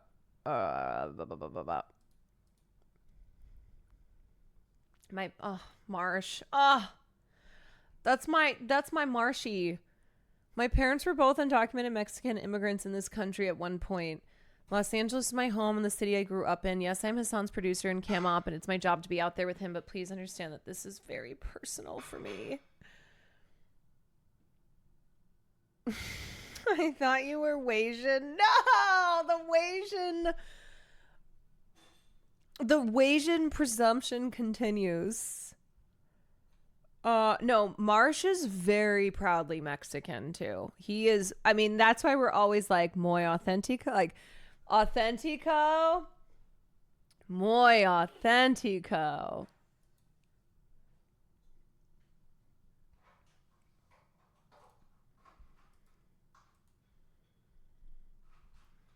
Wasians in shambles. Yeah, I mean, this is real shit, man. You know, I saw someone else's tweet who else's tweet was it? I've seen quite a few creators. Yeah, like Arya Saki tweeted about it. I'm not the best at wording things, but after seeing what's been going on, I'm so sorry and heartbroken for the families that are being torn apart by ICE. I graduated high school here after being naturalized and made friends with people that are now in extreme danger concerning their families. A girl from back in high school told me about her family and how they fear for the day she could get deported. I didn't fully understand it until now. These are people I grew up with and shared a culture with to help me assimilate and appreciate this country. This is not how I could ever imagine America being like. This is straight brutality. I mean, this is an issue that is personal for so many people because whether it's your family or someone that you're close to or just the people that you like grew up with or people that are in your communities, you know, these are your neighbors. These are your neighbors. These are your friends. These are your family. Like here's my TK. Because I want you guys to know that I don't frick with it, obviously. I don't frick with it. And I think sometimes it can be comforting to know that like the person that you're watching or supporting, you know, still wants you around and doesn't want you to like have your family torn apart or have everything you've like worked up to just be like ripped from you. So I just want you to know that I don't stand with it. That's about all. And of course, you know, if you have like resources to share, it's nice. There's, you know, if you see ICE, make sure you like call, you know, the respective numbers, you report them. That's right. Tina Kitten says, fuck ICE. Report them. Keep them out. Isn't that right? Farley, we say fuck ICE. We say fuck ICE. Farley, say fuck ICE. Say fuck the police. You know how it goes, buddy. Farley, don't go anywhere. Hold on. Hold on. Hold on. You know how it goes. Right about now, NWA court is in full effect. Judge Dre residing. In the case of NWA versus the police department, prosecuting attorneys are MC Ren, Ice Cube, and Easy motherfucking E. Order, order, order. Ice Cube, take the motherfucking stand. Do you swear to tell the truth, the whole truth, and nothing but the truth, so help your black ass? You goddamn right. Won't you tell everybody what the fuck you gotta say? Fuck the police coming straight from the underground. A young nigga got it bad cause I'm brown. And not the other color, so police think they have the authority to kill a minority. Fuck that shit cause I ain't the one for a punk motherfucker with a badge and a gun to be beaten on. And thrown in jail, we can go toe to toe in the middle of a sale. Fucking with me cause I'm a teenager with a little bit of gold and a pager. Searching my car, looking for the product, thinking every nigga is selling narcotics. You rather see me in the pen than me and Lorenzo rolling in a benzo. Be the police out of shape, and when I finish, bring the yellow. Farley, don't move if you hate ice. Actually, Farley, sit if you hate ice. Okay, wait, don't sit if you hate ice. Good boy. Good boy. Farley, shake your tail if you... Shake your tail and say fuck ice. Ice Cube will swarm on any motherfucker in a blue uniform. Just cause I'm from the CPT, punk police are afraid of me, huh? A young nigga on the warpath, and when I finish, it's gonna be a bloodbath of cops. Napkin. Saxomulane, saxomulane, saxomulane, saxomulane, saxomulane.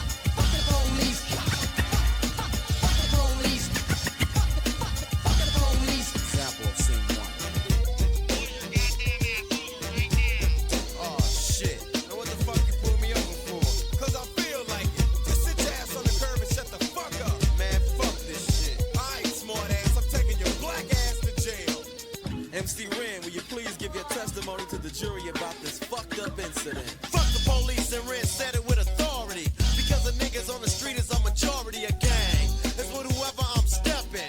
And a motherfucking weapon is kept in a stash spot. For the so-called law, wishing Ren was a nigga that they never saw. Lights start flashing behind me.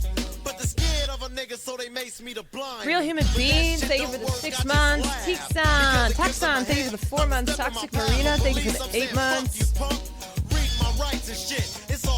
Oh wait, I didn't even finish. Did I even finish this? Oh shit! I cut off my girl Tina. I cut off my girl Tina. I'm not like the best person to have a conversation about it with, which is why I just want you to know that I stand with you.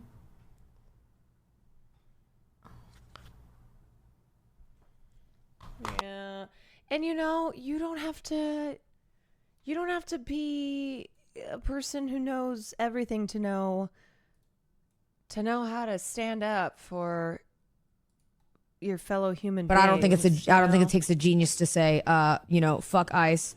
That's how I feel. The shit that is happening is fucking horrible. That's my take. If you don't like it, I don't care. Why are people in chat being like, no, Cinna?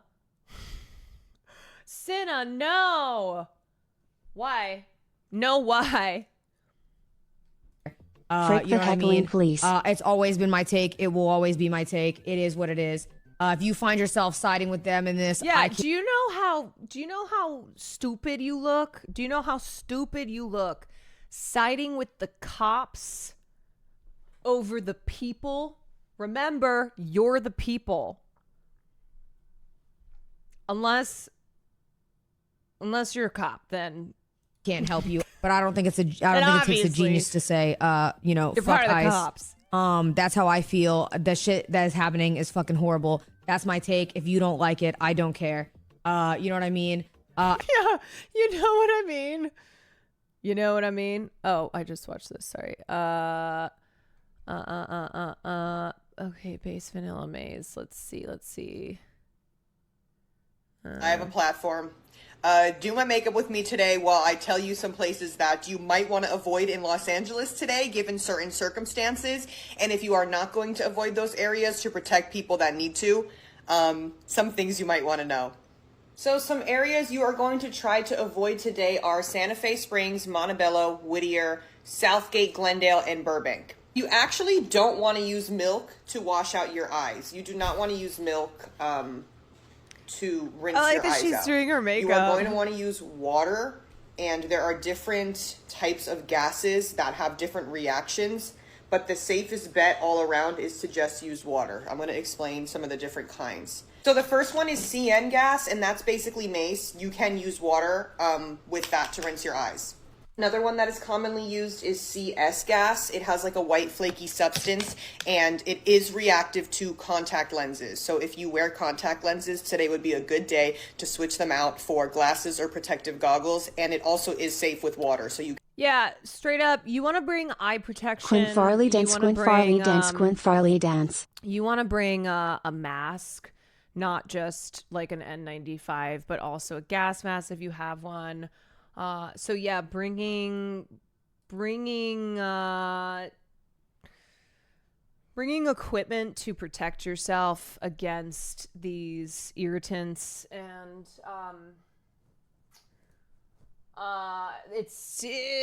they're no joke. Hogan Long, thank you so much for the 5 gifted subs.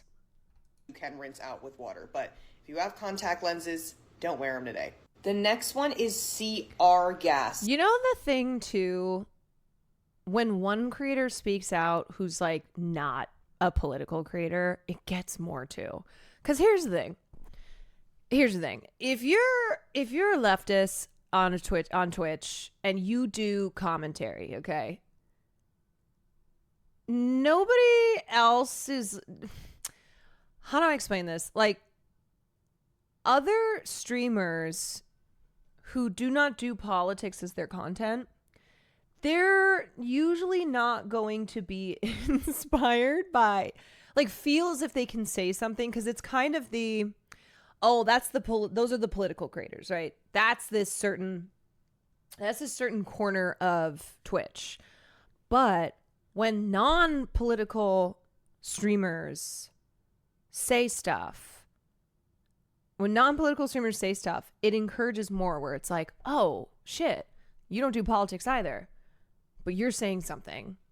I don't do politics. I really want to say something. It has like a yellowish cloud, and it is reactive to water, so you're not going to want to use water with that. Hassan fans kept upgrading his mask. I knew that fool didn't bring anything. I knew people were handing him stuff. What you're going to want to do is use a dry towel or shirt and wipe away, and make sure that you are using a different area of the towel or a complete new towel every time that you wipe, so you don't recontaminate. And just remember that if you are out and about today, to stay vigilant and stay safe. And remember that nobody is fucking illegal on stolen land. Okay, love you. Have a good day. Queen. Bye. Also, look at my son. She's great. I am just becoming familiar with her. I am just now getting to know her, but the things I've seen, I'm like, "Pfft, okay. Okay, you're cool. She's going to be on Furian soon. Yeah, I was talking to Sam today, and Sam was like, I would love to get Vanilla Mace as a guest once we start putting together our guests. Oh, exciting news, by the way. We recorded our first episode in the studio. You know, big things are happening over here. Hey, big things are happening. Now, we aren't quite sure like how we can decorate it, if we can. But we're officially out of the shed. Missouri Chatters, Brett just posted this. Cool. There is Shutdown Ice KC happening tomorrow, Kansas City to Los Angeles. This is happening tomorrow, 7 to 9 p.m. Yeah, share this stuff on social media if you have it. Just make sure you verify it and whatnot. Andy Hurley, the drum for my fave band Fall Out Boy, is also giving out tips on protesting on his Insta. Can't hide your face at a protest anymore. How to hack surveillance tech. Facial recognition and gate evasion 101. The state is banning masks. Here's how to hack. This is like the world that we live in now, where people are giving tips to one another on how to avoid the copious surveillance technology that surrounds us. Okay. Trump and others are trying to ban masks at protests, not for safety, but to feed your face, location, and movement data into tools like Palantir. This goes beyond surveillance. It's warfare by database. But you don't have to go down without countermeasures. Here's how to jam, confuse, and disrupt their systems. Let's go. Number 1, ditch the phone. It's a snitch. Sorry, your phone's a snitch. Your phone leaks your real-time location, your identity, your social graph. Even in airplane mode, it's emitting data and infrastructures. Even in airplane mode. Wait, what the fuck? Oh. Even in airplane mode, it's emitting data and can connect to an ISMI catcher. Oh, God. Oh, Jesus. What is that? Use Meshtastic or go fully analog to stay connected without being tracked. We're all going back to flip phones, y'all. Facial recognition relies on symmetry, contrast points, and thermal mapping. So disrupt facial recognition with pattern warfare. Hack it with adversarial makeup, infrared blocking glasses, pattern face masks or scarves, reflective surfaces, or mirrored gear at night. Their AI sees shapes, give it chaos. Number 3, scrambled gait recognition. They can ID you just by how you walk. Oh, shit. Hack it by putting a small rock in one shoe, wearing a brace or weighted clothing, walking with an intentional limp or altered rhythm, switching bags or gear to unbalance your posture. Your gait is a biometric. Break the baseline. This is going to be, we're going to literally randomize your walk.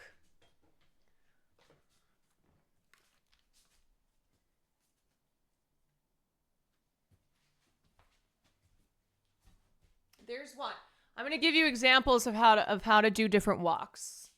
Okay.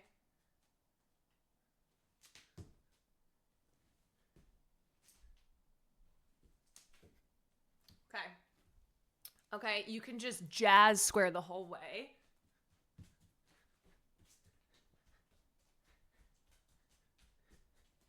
They can't catch you. They can't catch you if you don't stop jazz squaring.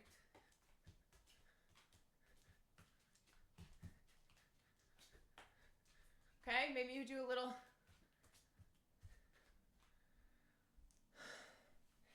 Okay, maybe you can do going down in the wine cellar. Okay.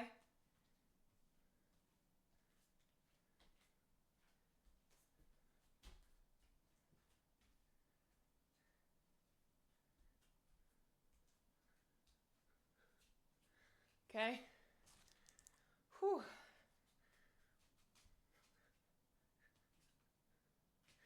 You can pretend to be one of the robots.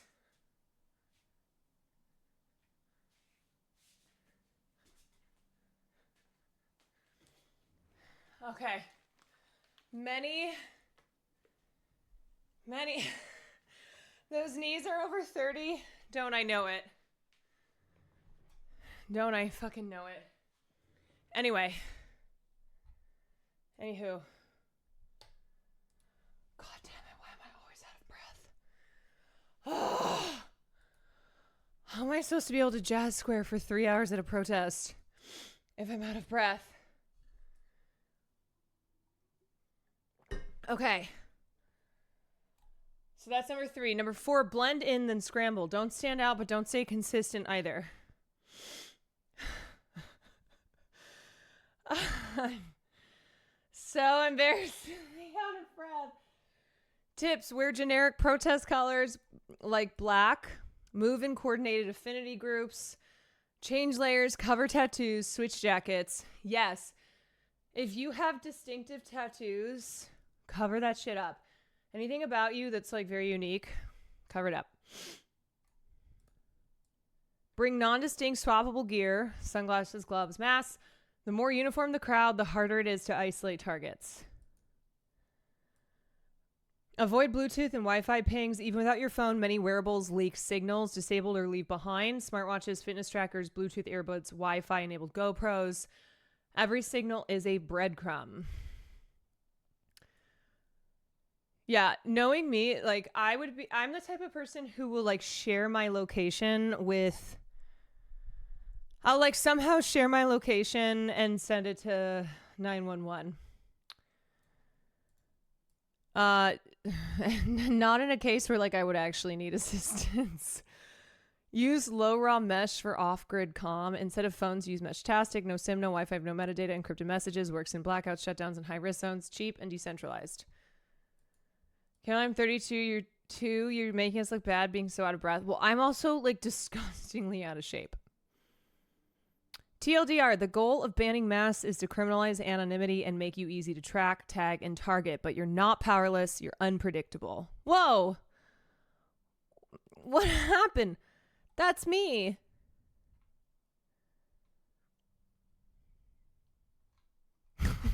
Waymos are spies. Surely this will go over well.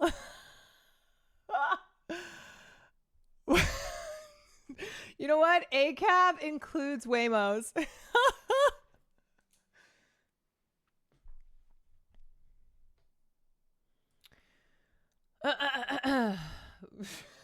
Waymos are spies.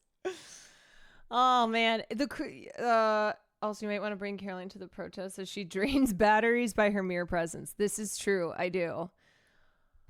Oh my god. Wow. Thank God my editor didn't make a TikTok of me showing how to do different walks and being like literally lightheaded now. Mr. Noobsta, thank you for the 2 months. Thank you very much. Waymo allows access. Look, here's the thing, okay? Here's the thing. The thing with Waymos, again. So what I was trying to explain was why people are burning Waymos. Because if you don't know, Waymos have a company policy in that they share footage and data with the police. And so having Waymos around a protest, people are putting that together and going, hold on a second, is the Waymo ACAB? Is the Waymo recording us right now only to only to have the police come after us? Is the Waymo snitching? Unfortunately, if you have enjoyed a Waymo's ACAB. Ring door cams doing I know, same with Ring cameras. You know, somebody much smarter than me probably has talked a lot about this. Actually, I know Taylor has written a lot about this, but it's absolutely a thing with technology where it might be cool. It might be something that helps make your life easier, or that you don't see as anything other than an asset. But in reality, these are all tools that are being used by the cops, right? That's like part of this network of surveillance that just is proliferating. Ring cameras or security systems, I feel like that makes sense. Guys, stop laughing. Waymos only do that when they're extreme distress. Also, if you're more sad about a Waymo being lit on fire than you are a little girl being ripped away from her parents, then your priorities are pretty fucked.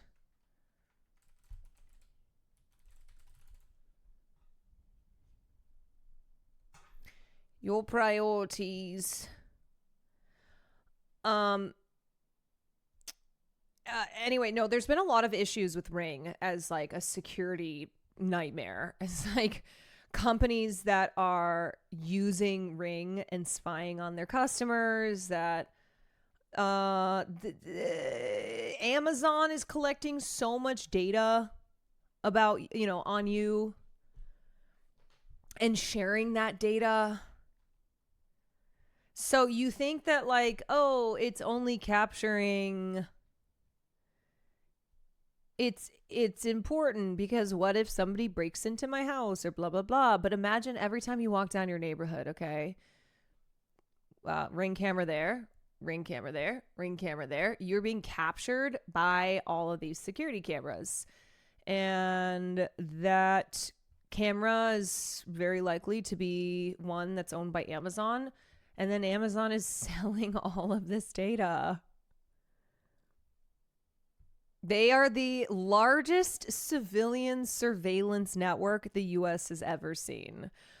Y'all, come on. 1 in 10 U.S. police departments can now access videos from millions of privately owned home security cameras without a warrant. That's not good. And this was from 2021. It has only gotten worse. So this was 1 in 10 4 years ago. This is simply not compatible with a free society, said an Amazon software engineer, Max Eliezer. Not only is Ring surveillance network spreading rapidly, it's extending the reach of law enforcement into private property and expanding the surveillance of everyday life. What's more, once Ring users agree to release video content to law enforcement, there's no way to revoke access and few limitations on how that content can be used, stored, and with whom it can be shared. Ring is effectively building the largest corporate-owned, civilian-installed surveillance network that the U.S. has ever seen.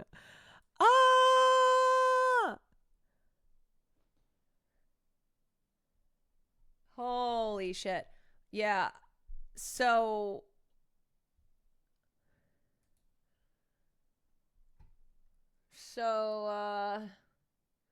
man, there is just so much surveillance infrastructure that's being built into our daily lives. We have no idea. And I don't even understand tech stuff. You know what I mean? There's a lot of tech stuff that I've had to learn, and it does not come naturally to me. Really? I know, it's shocking. It does not come naturally to me, but I want to be aware. And there's still so much that we're not even really aware of, that we're not paying attention to. But like just how every single day our data being mined, our lives being surveilled. I'm a techie and I'm very aware of it all, studied cybersecurity. Yeah, and I'm sure people are going to be mad about that Instagram because they are first and foremost consumed by the sight of a Waymo on fire, where they're like, what? Why are you lighting cars on fire? But they're not at all. Like, forget about the, well, we've been peacefully protesting and now we're going to make a splash. And obviously we're not going to we're not going to do these things. So instead we're going to light these cars on fire. But you have to understand specifically why Waymos were targeted. And I think more people need to just A, be aware we live in a surveillance state, and B, understand why that is alarming.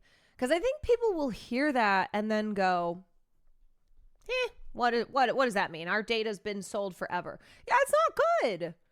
LMAO, 5 years ago, people called me paranoid. Now they get it. Well, Luigi's fruit basket, you're being vindicated, even though that sucks. It sucks to be vindicated on something like that.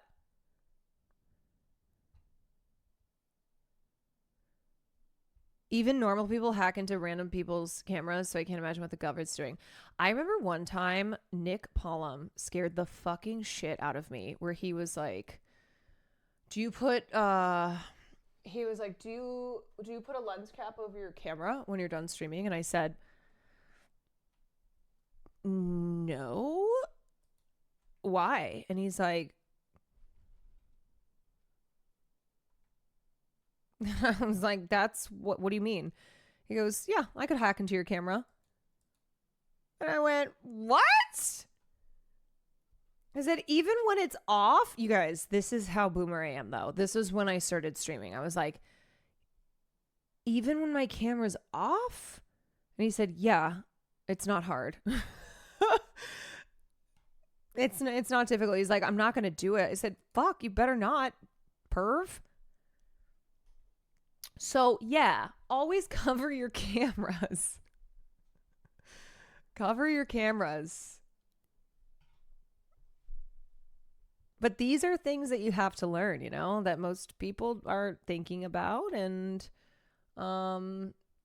then even when they do when they do learn that stuff, it doesn't really register. They don't really understand what it means, I don't think.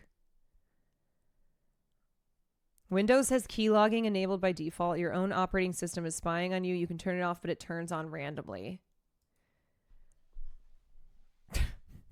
Yeah, my operating system is spying on me and is like, not to worry about her. She's a fucking dumbass. We don't have to worry about that one. Oh, this isn't XQC's own community. XQC and the community have become too fascistic for my liking. I guess having genocide-loving losers like Destiny and Asmon as your moral compasses turn you into a fascist little bitch as well. LOL. Fuck XQC. This is someone in his community. Bro saw burning cars and got mad I wasn't celebrating. Coward forgot how he was advocating for mowing down the protesters and mass arresting everyone near the protest. Doesn't matter if they're protesting or not. They shouldn't be there. Bro, you know, XQC doesn't give a fuck about that shit, okay? And I know because I saw the thumbnail of his YouTube video, and it's Hassan Piker. It's Hassan. That's what I meant by earlier, where it's like a lot of these guys, it just comes down to beef with Hassan. And it's why I'm like, please stop. Please stop. I know you don't care about this shit, and I know you're just taking this position because if Hassan says the sky is blue, you say the sky is purple. If, Hassan says up, you say down, and then you make this all about Hassan. But this is not about Hassan. It's not about Hassan. As much as you guys think it is, because you are stuck in this very small world that revolves around content creators. This isn't about us, though. You know, it's like, I think content creators will get stuck in, they'll get stuck in this very, very small world, even when they have a massive reach. But it warps their ability to like, it warps their ability to be normal about stuff. Nah, bootlicking is just in the Quebecois DNA. Look, when I say like XQC doesn't care about this stuff, I'm not saying that I think he doesn't hasn't maybe leaned further to the right in his beliefs, but I really do believe that a lot of this is driven just by their beef with Hassan, whoever it is, right? Like, that's all they respond to. That's what it's about. If Hassan didn't talk about any of this stuff and have the position that he had, they would not say these things. Thank you for giving me a better and broader view of what's going on here. I've been so focused on Gaza and Israel that I haven't been well informed outside of that bubble. Well, there's certainly a lot happening there. But I think, yeah, I don't know. I'm not trying to be like, no, there's more bad shit that's happening. Hey, don't worry. More bad shit happening outside of Gaza and Israel. But I think there's also strength and solidarity. You know, when you look at the protests, there were a lot of people wearing keffiyehs. There were people waving Palestinian flags next to Mexican flags. There was, protect the dolls, protect trans lives, fuck ICE, pro-Palestine. I mean, a lot of people I've seen say, like, free Palestine, fuck ICE. It's as simple as that, you know? Nah, we see kidnapped families and remember your role in it. God damn. Like, that was the other thing, too, is him doing that stream with Donald Trump. Him doing this stream with Donald Trump, it was just like a way he was jumping in to take advantage of just the popularity with doing a stream like that. I don't know, man. This is not me defending him at all, but I'm trying to explain that there's a lot of people who I have met, who I have had normal conversations with. I mean, as normal as you can have conversations with streamers, but I swear to God, if Hassan didn't cover these topics from the position that he did, a lot of these streamers these apolitical streamers who are essentially just saying the opposite of whatever he's saying, taking the opposite side, they wouldn't.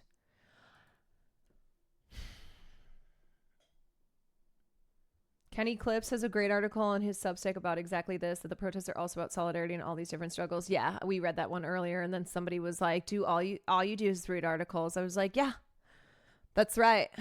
That's who I am. Caroline Kwan, a Twitch streamer who only reads articles. What content do you do? I just read articles. Oh, my bad. No, you're good. You're good. Thank you for pointing that out to those who missed it earlier. Everyone with a career speaking online is stuck trying to stay consistent with their views, and the world is so inconsistent. That's why taking sides is a disaster for everyone. Well, I don't think this is a both sides thing, and I do think being consistent and principled is good, right? To be principled and consistent in your morals is very important. And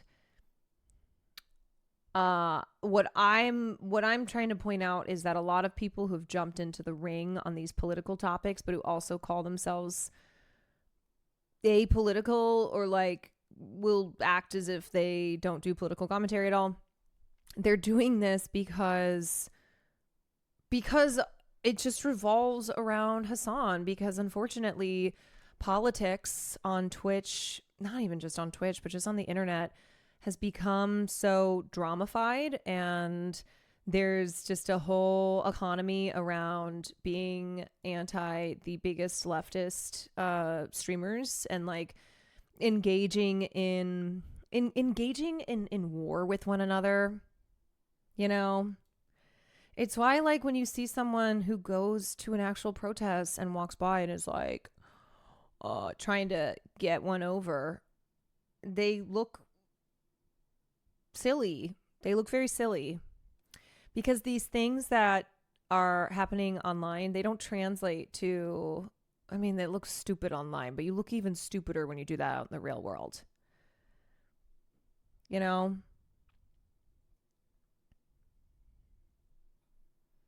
CBS is pushing the narrative that the protests are violent and that they're being instigated by outside traveling provocateurs. Where have I heard that one before? Yeah, of course. The mainstream media, this is their role that they play. The outside agitators. These are not people in the community. These are people coming from the outside into these communities to just cause chaos. When are we getting Caroline Kwan audiobook streams? Coming soon. Coming soon. It's all reactionary drama slop to them. Yeah, and that's why, like, I don't know, man. I'm always torn on... I'm always torn on responding to it, on saying anything, and then being like, God, this is what they fucking want, man. They're just trying to stir up. They're just trying to stir up shit. This is just content, you know. They're purposefully inflammatory and rage baity because they want the views, they want the attention, you know. I think it's just not worth spending that much time on, is what I would say.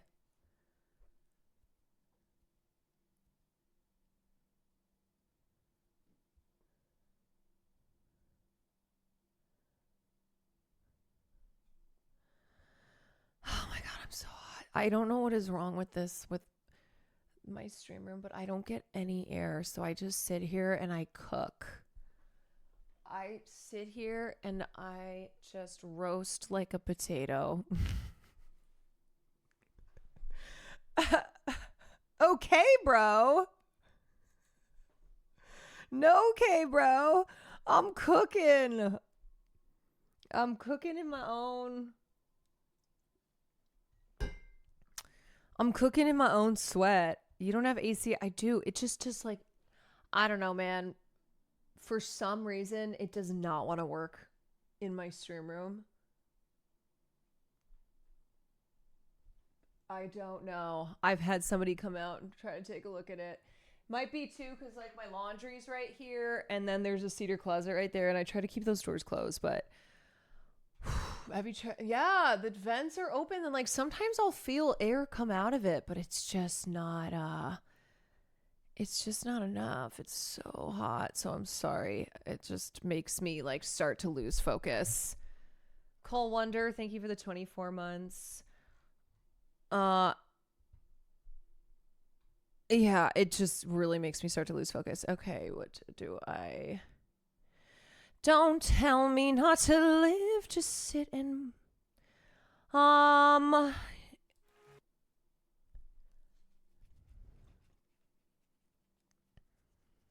you at the end of the line so you receive less air?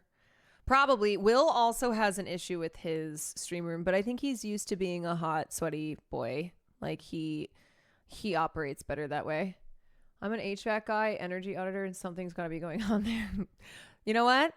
Something is going on. That is true. Yeah, I might need to get a fan for the time being, because as the temps have heated up in LA, like if I have that door closed, it is unbearably hot. It's so sticky. Did y'all see Audra McDonald's performance for the Tonys? I was in love with the whole performance. Yes. And yet she lost to Nicole. Okay, here, guys. I have to go get some water, so I'm going to put this on for you. This is Cynthia Erivo's opening number at the Tonys. Wait, do you guys know that Sandwich saw that tweet that somebody in our community wrote when we were going to start doing... I was like, can you guys start posting things about me that are lies, but are like harmless lies? And someone posted Caroline Kwan is going to be hosting on the red carpet at the Tonys. Sam didn't even know what the fucking Tonys were. And she saw that tweet and was like, oh, I can't believe she didn't tell me, but that's exciting. That's cool. Had no idea. She just thought it was another award show. I'm fucking dying, bro. Everyone in the audience can sing. That's so crazy. It's Broadway. Of course, not everyone in the audience can sing, but a lot of people in the audience are some of the world's finest singers. Somebody said it was her dress, a tribute to Annie. Yeah, I think so, because she sang Tomorrow with Sarah Bareilles, which was beautiful. Okay, let me explain to you guys the Cole Escola, and I'm sorry, I do talk about this on the podcast, but whatever. We're going to cover it now. Okay, so for those of you who saw this, Cole Escola won the Best Actor Tony for their lead performance in Oh Mary, even though Oh Mary lost Best Original Play, which was a surprise. Like everybody thought Oh Mary was going to win, but Cole did win for their lead performance. As they are in the press room, Oprah's about to announce Best Actress in a musical. Oh my God. Who is it? Nicole? No.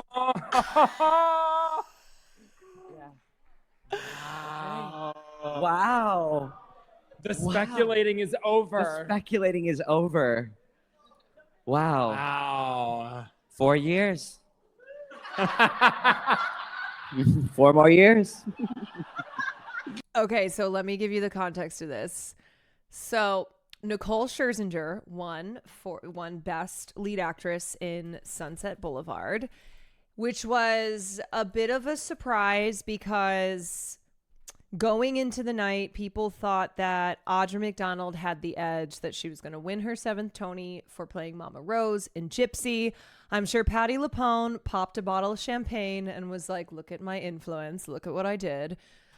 So anyway, Nicole winning was a bit of a surprise. But anyway, I think the 4 more years is Cole Escola being a little troll.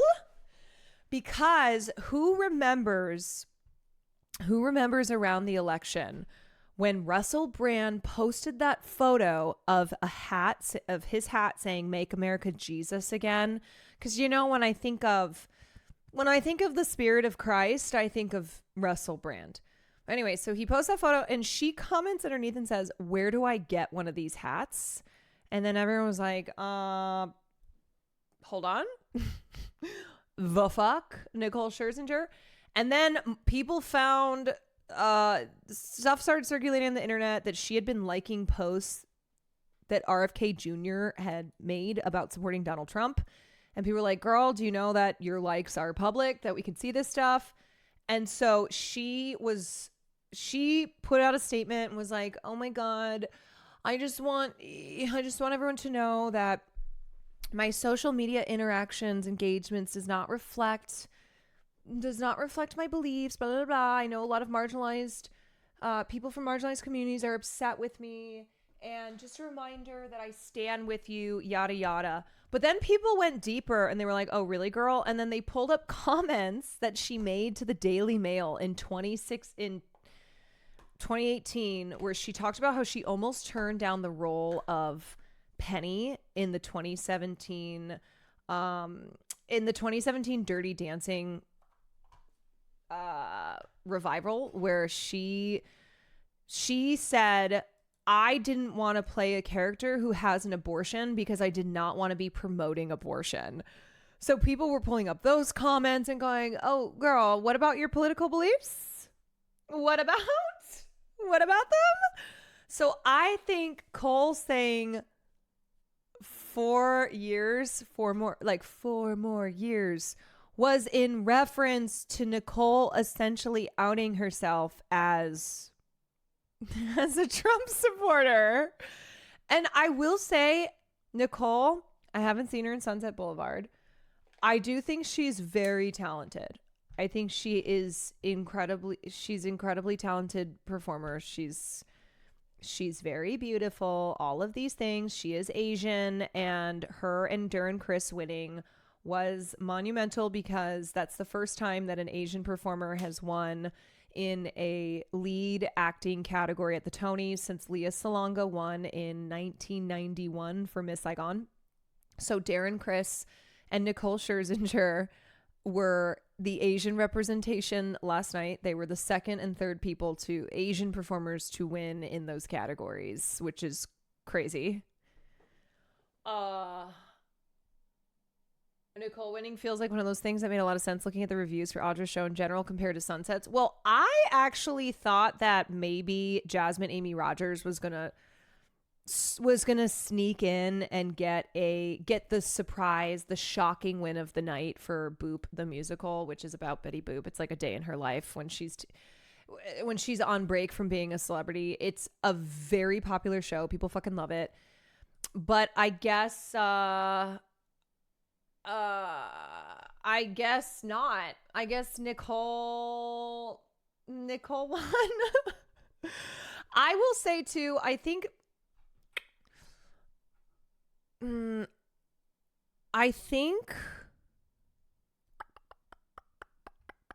it's interesting because Audra McDonald's performance in Gypsy has been quite split, where some people are like, she just doesn't really embody vocally Mama Rose. But then also there was a lot of criticism around Nicole being too sexy for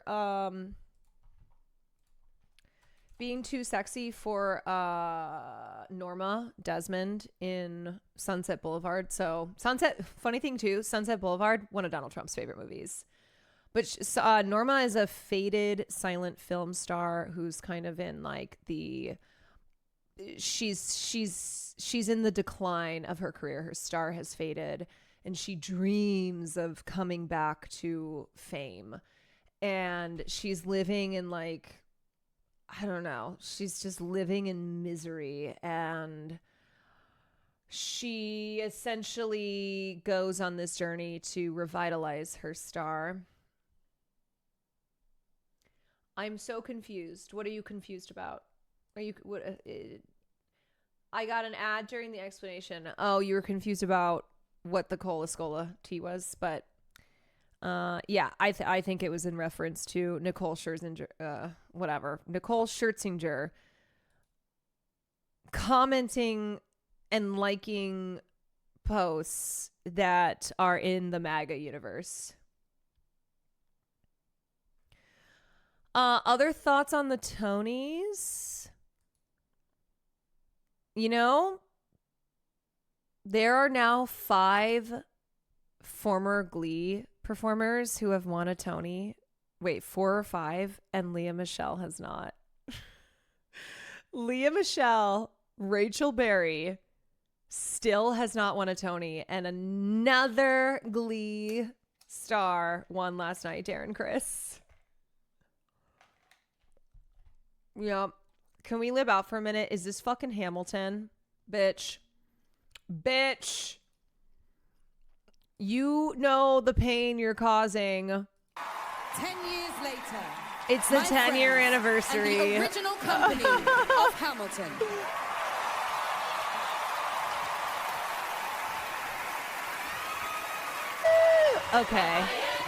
Okay. All right. Hold on. Okay. That was 2 minutes. We're going to watch instead.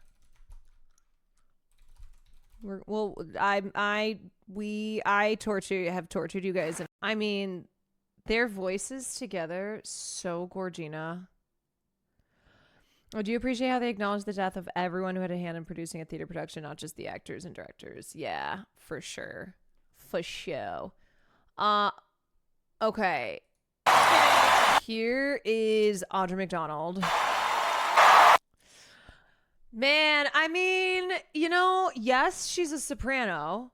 Yes, the role of Mama Rose is written for a belter, but I don't know, man. I mean, I think emotionally in her body still she was acting the fuck out of that. Thoughts on Les Mis? Just like in general? I love Les Mis.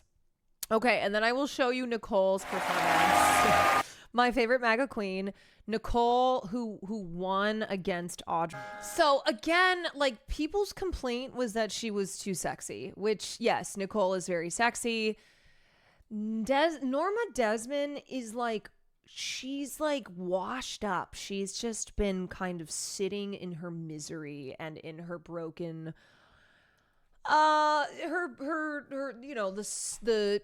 shattered remains of her once prolific stardom all around her. And like, let me show you, for example. So remember, there was drama with Sunset Boulevard, also including Patti LuPone, because Glenn Close replaced Patti LuPone. But this is what like Glenn looked. This is the vibe that Glenn looked like in the Sunset Revival, where she replaced Patti. I mean, girl can sing, you know. She has such a gorgeous voice. It's funny to me when people find out that Nicole is a classically trained singer, that like this is something she has been doing for decades. This is how she trained before she joined Pussycat Dolls. Yeah, I mean, she has an incredible voice. She was so good in Rent. Wait, what? When was she in Rent? She played Maureen in a 2010 production of Rent at the Hollywood Bowl. The production was directed by Neil Patrick Harris and featured a cast including Vanessa Hudgens and Wayne Brady. What? Did George Clooney get an award? George Clooney did not get an award.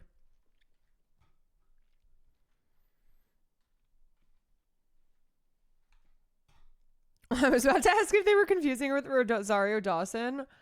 Yeah, I did not know about this Hollywood Bowl performance directed by Neil Patrick Harris.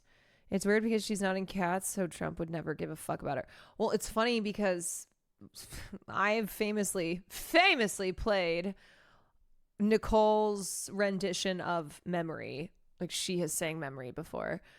I saw this. Her biggest enemy being behind her. Words. No. Words. Stop. Stop it. Stop it. I can't. Stop it. Stop it. I can't. Oh, man. Do you want 289,000 likes? Just, can I say, I think Leah Michelle jumping in on the like, haha, yeah, I can't read meme. I don't think she finds it funny. I don't think that she enjoys it. Nicole saying this during Pussycat Dolls. Sunset Boulevard. Oh. And the Tony Award goes to Sunset Boulevard. Notice how she's not the one reading the card. Honestly, she's never beating the allegations. Tony Award winner Nicole Schultz. I'll be on that side of the street and not on this side of the street. But one day I'll make it back home. Nicole Scherzinger! Wow. Nicole Scherzinger wins her first. You know what? That is actually so crazy that like Nicole, you know, she wanted to be a Broadway queen, and she just did Pussycat Dolls because that's what happened. Because like growing up, I thought I'd be doing that. I'd be on that side of the street and not on this side of the street. Also, listen to the black scent. Listen. That. I'd be on that side of the street and not on this side of the street. But one day I'll make it back home. We're gonna walk Farley and then I'll play games with you, okay? Oh, okay. Wait, are you done? Yeah. Oh. Jay's making his partner push tonight, so I wanted to rate him. Ooh. Okay, can we beat my final Elden Ring boss? Yeah. Okay. Because I'm tired, so I just wanted to do one last... Yeah, we're going to walk Farley, which is probably going to be like 20 minutes, 30 minutes, and then... 20, 30? What? Oh, 20 to 30? Yeah. Oh, okay. Is that okay? He needs a walk. Yeah. Maybe not 30?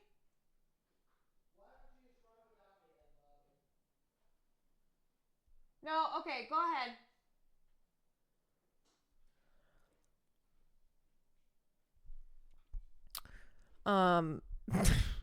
Yeah, you guys, I have the addiction.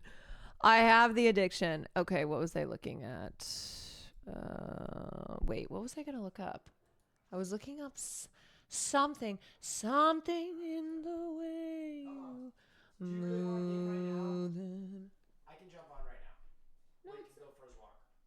I'll jump on right now. We'll finish it. You want to go to bed? Okay. Yeah, You walk far away. I'm just tired because I had to do podcasts today. Yeah, I'll jump Yeah, we had to do a lot of setup. We were talking about Nicole and Broadway. Yes. So she did it. She did do it, y'all. She did. Okay. I am going to cover Cole is one of the most creative, funniest fucking people working on Broadway right now. I'm here to say maybe Happy Ending is the best shit, and I love that show, and good on them for the wins. Yes, you know what, actually, last thing we'll look at is Darren Criss. Darren Criss, my gay Asian king. Story about two humanoid robots. They fall in love. And it's a new musical, and it comes from it's like a story, a book that was popular, that's Korean. And anyway, You really don't I need- thought Darren was straight. No, wait, you guys, hold on a second. What are you talking about?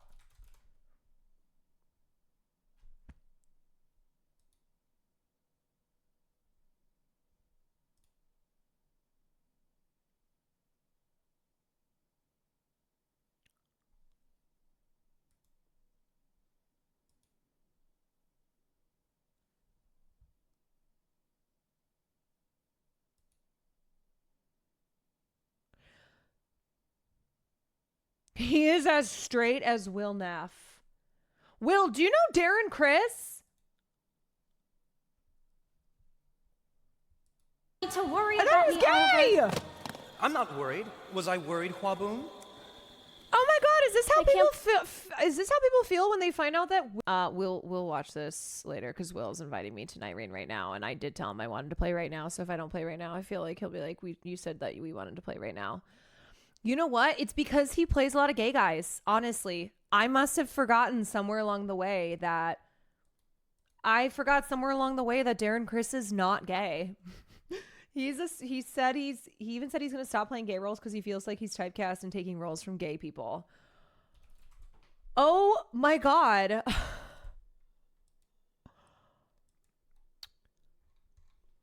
Holy shit. Finding out people aren't gay when you think they are is a thing. And it's not even me doing the whole like, how could he be a straight man when he does things that are gay? I genuinely thought he was gay, and I think it's just because this is a thing that I somehow along the way of him playing so many roles where he is gay, I was just like, yeah, no, he is. Okay, let me